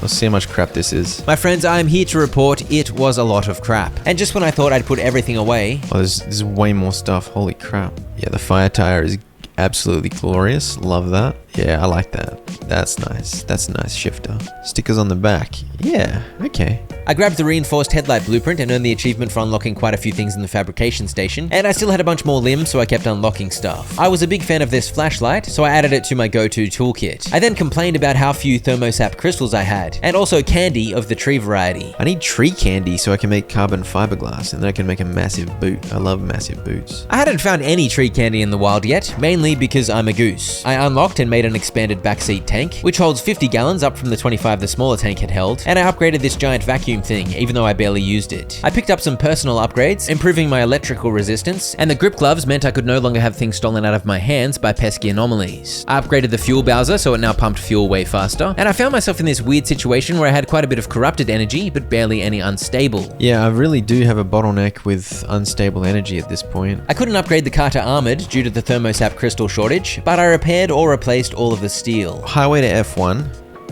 Highway to B1, straight across to here. This has got concussive blasts, but it's got a fair bit of time. Should be fine. I just gotta be careful to not get exploded. Even more impressive antenna. That gave me 2 more charges, and I used one of those to reroll B1 to stabilize it. And one last upgrade, why not? I unlocked the lead acid battery and replaced my jump jack in the back seat. I also put the resource radar on the roof, because I figured I better at least give it a crack, especially since I really didn't need that much storage. It was actually immediately useful, as it helped me detect some trucks I may have otherwise missed, and I do love trucks. My quirk is back. My turn the steering wheel quirk is back. How dare you? I must say, it was quite nice looting in the dark with a torch, especially when I found fabric, because fabric was definitely still in high demand. Oppie then piped up to tell me why she cared about the remnants so much. Because I saw Alan. The night of the accident, during the mass hallucination. Except, I'm not sure it was a hallucination. We had a tradition. When we were both working late, he'd swing by my lab for a coffee break at some ungodly hour. While he was visiting, the gamma surge happened, and of course Alan was actually miles away at the accident site. But I saw him, touched him, smelled his cologne. He was there, impossibly there. More than a hallucination. Investigating my remnant was her last chance to figure out if it had really been him, to figure out if the things they'd spoken about that night were real, or had it all been in her head. Also, I got a momentous achievement to drive the exceptional distance of 100 miles. Just then, Oppie piped up again to tell me she'd figured out how to replicate Alan's suppression method, so once I got to the well, she'd be able to halt the gamma ray burst. That meant we wouldn't destroy the entire zone, but what about me? I'd be right at the well, exposed to all sorts of weirdness. For that, Oppie said we'd have to trust the car. It had kept me safe through all sorts of nonsense so far. Surely it would have my back even at the source of the chaos. Still sounds like a heavy dose of blind faith to me. Could be. She also said she had something for me back at base. Got a gift for me back at the auto shop. Maybe my remnant, maybe this car it's got Alan Turner's essence imbued into it and he's trying to help us from beyond the grave. I moved on to the mid-zone junction, and the radar immediately found me some delicious thermosap crystals. And this is also the moment I finally worked out these nodes can only be found in the Scorch. Alright, with the upgraded hammer, I got 19 from one of those. Okay. Suddenly, I no longer suffered from a shortage of sap. I let loose another radar scan, and finally solved a mystery relating to candy. Wait, what are these trees? Oh, no way. Are these the tree candy? I've just missed them this entire time? Hang on. Oh my gosh, tree candy. Yes indeed, tree candy at long last. I'd walked past quite a few of these unknowingly, but thanks to the radar, I now understood the glory of the candy tree. Now that I knew what they looked like, suddenly they weren't so elusive. I got grippy hands, dude. You can't get it off me. I got my grip gloves. Let go of me. I capitalized on my time in the mid-zone, collecting a good haul of tree candy and sap, and the unstable anchors were welcome too, as that was definitely the variety of limb I needed most. Dude, there's like an army of idiots chasing me. The electromagnetic storm is making my car crazy. We gotta get out of here. But when your car is malfunctioning, it is a little hard to steer. Oh! There's so many speed boosts. Holy! Oh dear. Oh, not another one. There's no way I'm not stopping for this. Yeah, give me some of that juicy red. That was just 61 delicious. No, leave my car alone, bro. After a fruitful time in the mid-zone, it was time to go deep as I arrived at the A5 junction. What is this? This is an Olympium vein, from which you can mine perhaps the rarest resource in the game. These are of course only found in the deep zone, and this particular junction happened to have a fair bit, so it was just as well I'd brought multiple magnetic hammers. I claimed all the anchors, and the area of course had the grim vibe of the deep zone, but it actually felt relatively light on anomalies. By the way, I had my limb shield active pretty much the whole time, and thanks to my turbine spinning to constantly generate electricity, my battery never got low. The limb shield made the abductors a non-issue as their grabby danglies bounced off, so that was a good feeling. I encountered a hopped up hare, and hares latch onto your car like bunnies. However, unlike bunnies, they provide positive effects. I didn't realize this, so I threw this one into oblivion. As I grabbed this anchor, a rather terrifying storm blew in. Dude, what is this? What the? Oh gosh. Fallen firmament. Dude, what is... Holy flippin' dooly. I think I gotta get out of here, dude. What if one just straight up lands on my car? Run. Ah! Radioactive pillars from the sky. The storm passed by, and I was free from the terror from above, so I grabbed the final anchor and it was time to fire up a gateway. This entire mission was to explore deeper into the deep zone, so escaping into the beam of light would mean a mission well done. I think there's an achievement to scan an anomaly. No? There's an achievement to scan an anomaly while the gateway-induced storm closes in, but I later worked out it has to be one you've never scanned before, so it was a no bingo for now. But I accidentally got a different achievement. I got an achievement. Complete a run with at least 4 junctions and without breaking or removing any car parts. Nice. I grabbed the present Oppie had sent me, the Overcharger Arc mod for my Arc device. With this, we'd be able to overcharge the device, and with all that excess charge, I'd be able to open up a gateway no matter what happens once I reached the well. Thanks to the advent of tree candy, I was able to craft some carbon fiberglass, with which I unlocked an even bigger trunk storage container. I unlocked the limb chip blueprint and crafted a few of those using the Olympium I'd found, which meant I was able to unlock the limb chipped engine blueprint, but I was sadly just 6 Olympium fragments shy of making the most powerful engine in the game. I don't think I care about power grip tires or puncture-proof tires or paddle tires. I think you just go all-terrain. I improved the battery in the back seat, I upgraded the workbench in my boot to tier 2, and I added the junction bypass to my route planner. That would let you bypass a junction, wouldn't it? Of course it would. I upgraded the zappy battery recharger thing too. Well, I somehow am low on plastic and rubber. I'd collected so much, especially in the early game, but after all my crafting, I was finally running out of basic materials. I managed to make a chrono dilator though. Yeah, I mean, it slows time. I mean, this is very cool, but I'm struggling to think of what do I need? Why? And so I took it off my roof. Yeah, I like the shock absorber shifter. I repaired the headlight dimming while turning quirk again, and I turned my attention to making my car armored once more. Thanks to the abundance of thermosap crystals I'd collected, this was no worries. We got the retro stripes. It's quite a look. You may have noticed on the last run that my upgraded engine was definitely faster, but I'd noticed it also chewed up more fuel, so I added some more fuel cans into my boot for safety, and then it was time to get back on the road. Thanks to the junction bypass upgrade, I was now able to use highways to skip junctions, so I entirely avoided the outer zone and zoomed straight to the mid zone. I still had to do the little stretch of highway junction on the way through though, and I was off to the mires, so this was another opportunity to claim plenty of swamp coral and marsh eggs. Soon I was off the highway and into the junction proper, where I continued collecting. I found another secured gold shell, and this time I noticed it was different, so I actually hung on to it, but other than that, I mainly stopped for eggs and coral. I didn't even get the anchors here, because this zone had anchor obfuscation, so I didn't know where they were. I was soon in the deep zone, and at this point in the playthrough, whenever I saw a fuel tanker, I took the opportunity to refuel. Doctor's fighting a bubblegum. That's what I like to see. Anomaly on anomaly violence. No, you what the heck, dude? That guy just threw me. Leave my car alone, idiots. I kept an eye out for Olympium veins, and I spotted quite a few. And I hadn't attacked many tires in recent runs, but I was low on rubber, so I gave my scrapper a bit of a workout. What's going on over here? What the heck? It's one of these storms? Oh gosh. What on earth? The radiation is through the roof. Holy. Get me out of here. Just come absolutely flying down. I want all of this stuff, but I can't stop because I'm getting bombarded. There's Olympium there. I want the Olympium. Dude, how the... I had my limb shield on, but that doesn't block radiation damage, so my car was getting shredded by the high radiation, and I sadly had to leave behind some spicy loot. But I soon escaped the storm and got back to my loot goblin ways. I took the opportunity to scrap any crappy car wrecks, because scrapping crude parts gives a fair bit of plastic, which I was also low on. I soon moved on to the next junction. Okay, we're getting through the quest. This is perpetual stability. It looks like it's got Olympium as well. So this should be pretty chill, right? Reach the barricade operating station. The regular anchors aren't enough to overcharge the arc device to the level we need.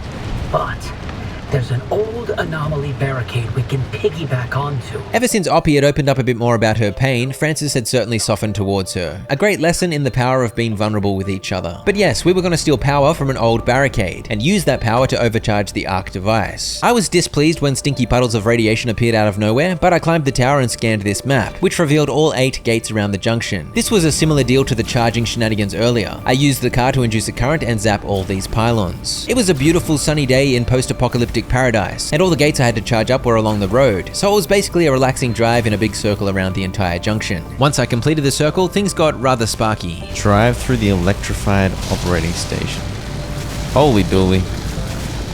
Oh my gosh. We're charged. Yeah. And holding steady. I think we're charged. The arc device is ready to go. It'll hold that charge for as long as we need it. That chaos also involved a storm, and a gateway opened up too. And the gateway was in a kind of awkward direction, so I had to do some rather rambunctious hill driving silly willies, but my off-road tires kept me in fairly good stead. Not sure this was the best way to approach it, but we're controlling the descent, right?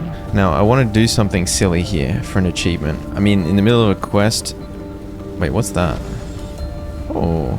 One of those things came. Tempting. Alright, wait for it to collapse. I think it's collapsed. Boom.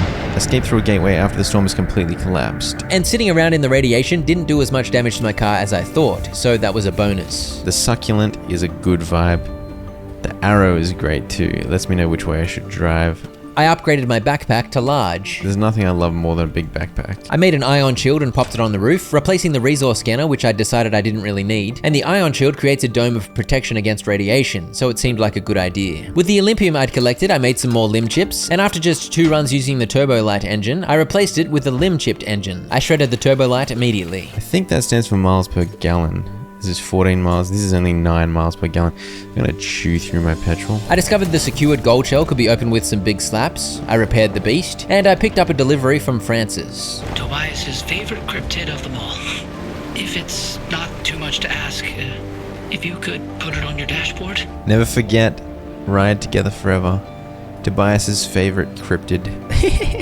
I mean, now I just gotta find my way to the well. We'd done all the necessary preparation, and now it was time for my final mission, and so I got back on the road. I of course collected on the way, once again trying to grab as much rubber and plastic as possible. What the hell's going on here? Huh?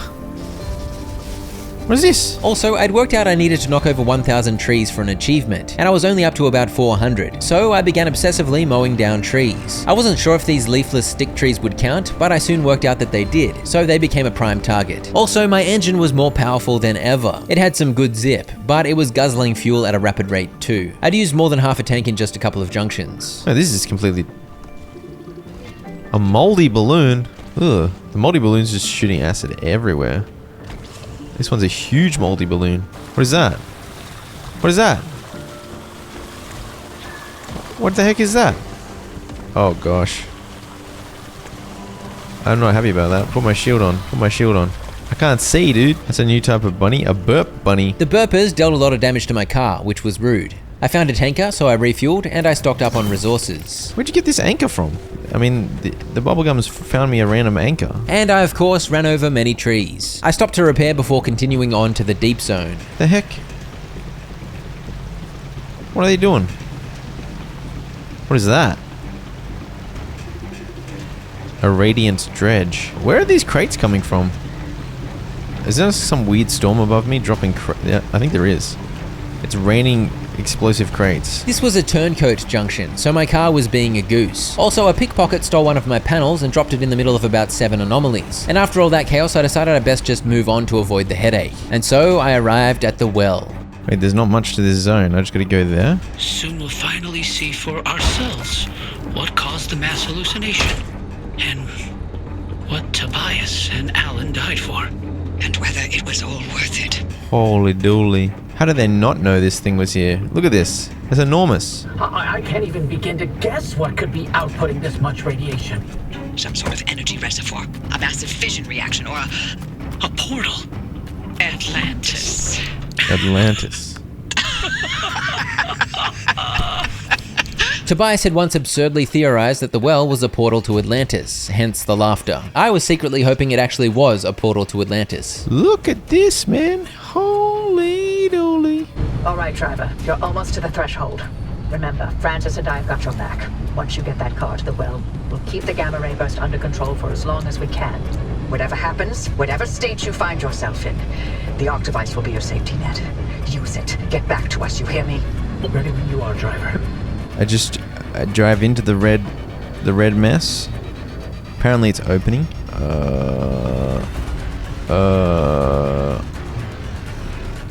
Oh dear.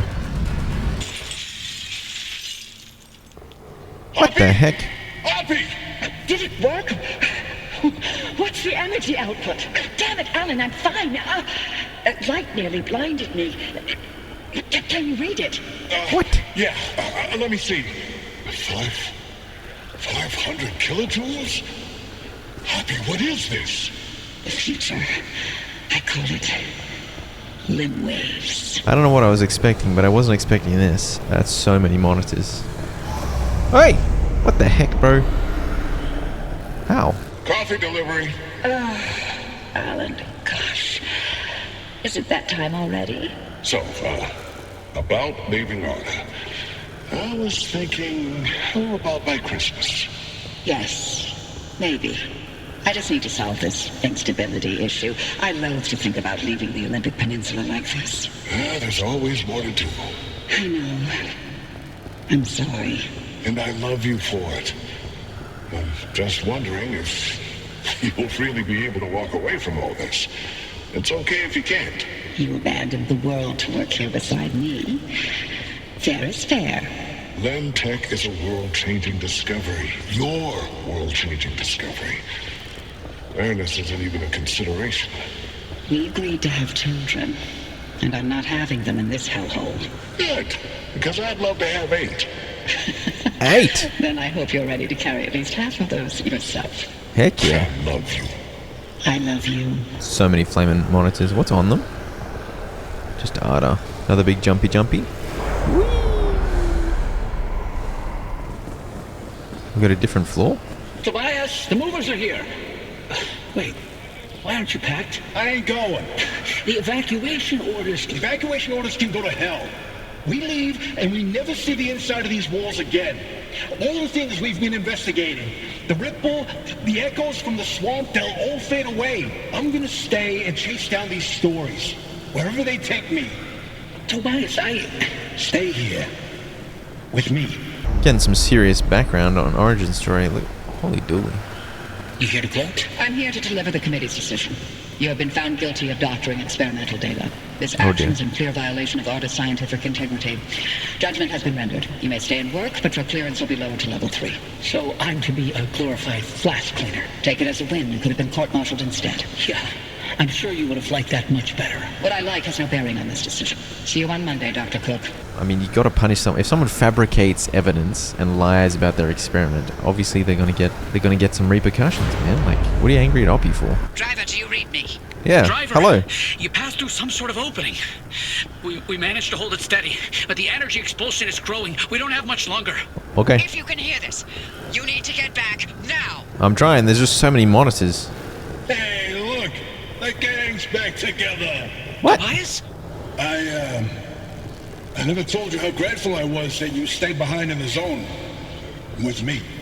These years, best of my life.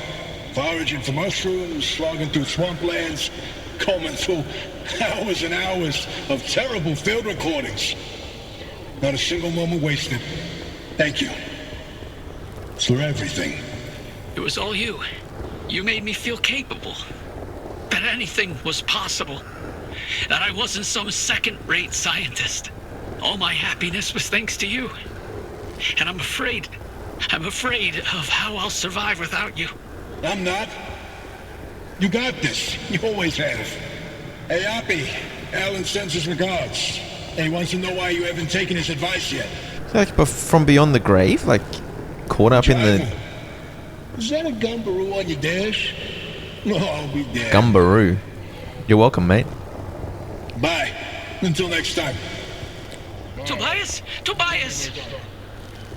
Driver, if you can hear this, we can't keep the well stable for much longer. Wherever you are, come back. So is their consciousness actually wrapped up in the well? He appreciated the gumbaroo. I don't know what the heck a gumbaroo is. The bear on my dashboard. Surely Alan Turner's going to have a turn speaking to Oppie.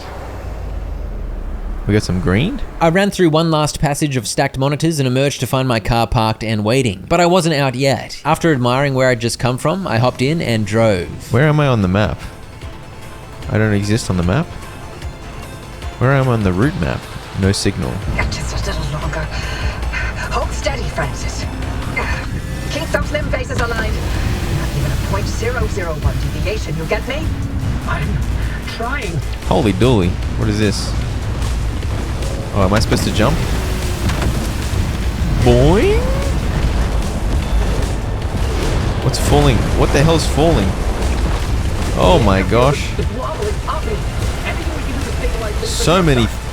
So many pillars. As hard as I can. That was rambunctious. Ah! Not bunnies. I got my shield up. I think I'm fine. I got some sick air there. I feel like that's star points. Dude, did I just skin out? Holy crap. Which way am I supposed to go? I just skidded out and did a massive 360. What the hell? I need this. Okay, what the hell just happened? Francis, hold tight. I can't. The face. Oh my gosh. Driver, punch it. I'm trying, dude. I'm really trying. These guys keep stealing my speed boosts, stupid bunnies. Here we go. Here we go.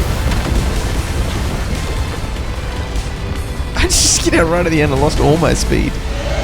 Is this a gateway or what? Like, what are we doing here? I mean, no worries. It's all good. You made it back, driver. All in one piece, it looks like. And no sign of the Remnant's energy signature anywhere in that car. You're free. But the car's maintained its link to you.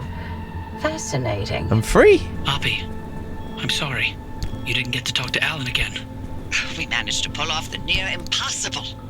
And the first thing you do is apologize? Sorry. I mean, Don't worry, it was Tobias's fault. He hogged the frequency all for himself yet again. you heard him too. I did. That means I didn't imagine that last conversation with Alan. And you know what else? What? That your theory was right. And Tobias called it. All that bluster, and he ended up showing us scientists a thing or two. Those moments we heard, they were all from the past. Being inside that well somehow allowed the Remnant to access those imprints and replay them. But Tobias's voice wasn't from the past, it was from somewhere else entirely. But where? And how? No clue. Do me a favor. Once you figure it out, don't bother telling me. I'm leaving the zone. I'm sorry, what? Alan came to tell me goodbye, and that I was forgiven 37 years ago. I didn't listen. So now, finally, I'm going to take his advice. I should have left the zone a long time ago. But if we solve this, maybe there's a way to speak to him again. I heard what I needed to hear. It only took me 37 years to listen. Anyway, all that sounds like a young scientist game. It's not for me anymore. Francis, you decide what to do from here. You can carry the torch and continue the research, or get out of this cursed place and find your own way. It's your decision. And driver, you're free now. You can do what you want from here. So Oppie gave Frances control of all her gadgets, and she was gone. It was just me and Frances from now on. Go on then. As long as you're willing to drive, I'm along for the ride. Heck yeah. Let's do this, Francis. Wait, what? I'm trying to fill my fuel can, man. We're gonna pull the credits on me like that? Ironwood Studios, bravo. Great game. Great game. I discovered 600 logbook entries, coincidentally, while I was doing that. I returned from the well with Tobias's favorite cryptid, which was the funky bear thing. What did he call it? Like a gumba wally or something. I returned from the well, another achievement. And I completed a run with at least 7 junctions. Maybe the stop-offs on the highway counted, which would bring it up to 6. And then maybe the well itself counted as a 7th. Okay, I'll take it. Suddenly I've only got 11 achievements to go. I needed to unlock almost every single upgrade from the fabrication station, so I was going to need a fair bit more limb. But for now I bought as many upgrades as I could, including my first parts locker, in which you can store car parts, 1 per locker. I also picked up some blueprints and upgraded some storage lockers. Even after that spree, I had more than 20 more things to unlock. I then got the achievement to get hit rather hard by my car, a wonderful achievement. One bonus goal I gave myself was to upgrade my car to be decked out with Olympium parts, so I got the ball rolling on that, putting 2 reinforced headlights on. And then I derobed my car. My car's officially naked, no bumpers, no panels, no doors. And then I drove around near the garage wasting fuel. Okay, I'm officially low fuel. We got the low fuel symbol. Complete the run with low or empty fuel tank. Complete a run with no panels, doors, or bumpers. And I'm also going to try and recharge my battery. Yeah, I was going for 3 at once. The battery one was to recharge my battery from below 50% to 100% using only renewable sources. So I drained the battery below 25, added a second turbine to the car's side, and while I was wasting fuel, the turbines had already brought it a decent part of the way up to 50. Lim was in high demand too, so I of course grabbed any anchors I saw. It wasn't long before my tank was empty, so I had to refuel, but not too much, because I had to ensure I stayed on low fuel the entire time. Before long, my battery was fully charged, purely from the turbines. I shoved the backseat battery in after knocking over that one and turned my headlights on too. And guess what? The dimming while turning nonsense was back. Outrageous. Also, I was running out of fuel regularly. It was very annoying. I stuck to the relatively tame outer zone, and none of the junctions I went to were particularly unstable, so the fact that my car was naked didn't matter too much. The hard part was definitely the fuel nonsense. Obviously, I made sure the 3rd junction I visited had gateways available, and once through, that meant the run was officially complete and 2 more achievements were done. I restored my car's dignity and then used the route planner to find junctions with anomalies I hadn't yet scanned, because I needed an unscanned anomaly for an achievement. I then got back out there, and it was nice to not be naked and empty. I hadn't hit trees during the last run because I had no bumper nor limb shield, but this run I was back to my tree destroying ways, and I finally knocked over 1,000 of them, earning the achievement. I'd also checked on the route planner to make sure the deep zone junctions on my route would have Olympium, because I was gonna need heaps. I was ignoring pretty much everything else, but any anchors and any Olympium went into my belly. And then I saw something glowing weirdly. Oh, that might... Oh my gosh. Holy dooly. Run! I think that's the blacksmith's anomaly.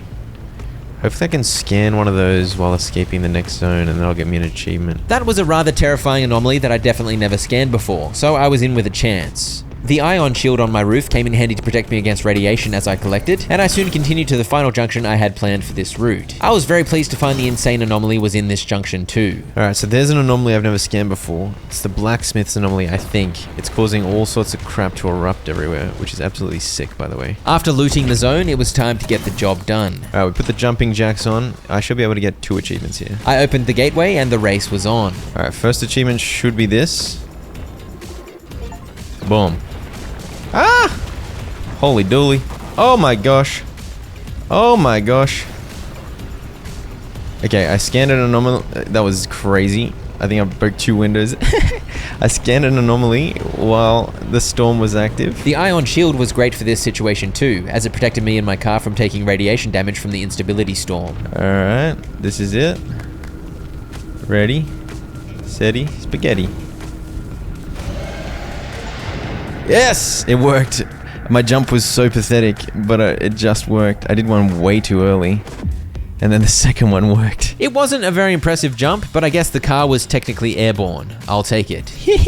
The bee. I repaired the turning headlights dimness quirk for the 3rd time, and I unlocked a few things at the fabrication station, including some fish tanks. Oh, it's one of those, what are they called? The little bear germ things? What are they called again? I can't remember. I grabbed a few more blueprints, but I still needed a bunch more limb, so I used the route planner to scout out junctions with the highest number of anchors, and I headed out on yet another run. I also scouted that one of the junctions had both acid and lightning anomalies available. Here's the acid. Okay, I've been hurt by acid. And here I am taking physical damage by beating myself over the head with my car's boot. And here's the electricity, not far off. There we go.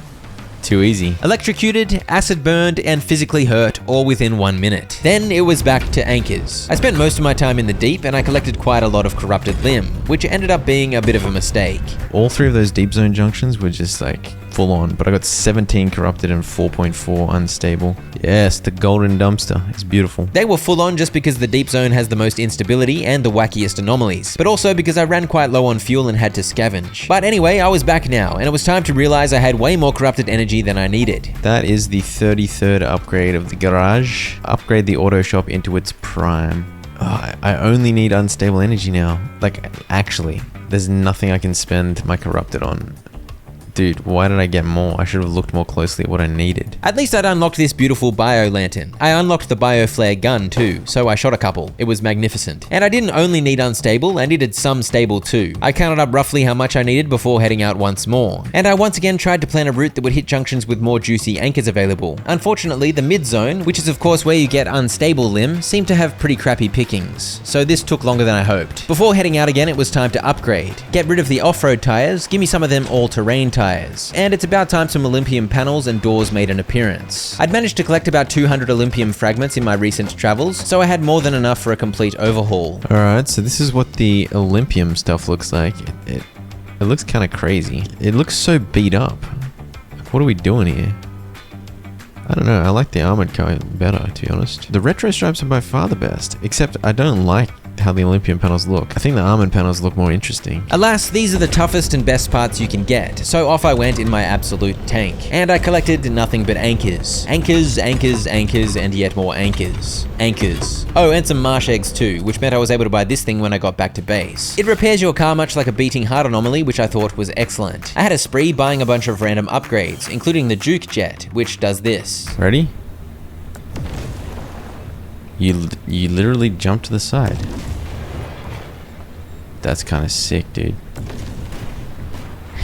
But I ran out of unstable limb again, so I headed back out and quickly collected 4.2 more. Once I returned, I finally got the achievement. There we go, DIY Master. Unlock not everything, but really quite a lot of things in the fabrication station.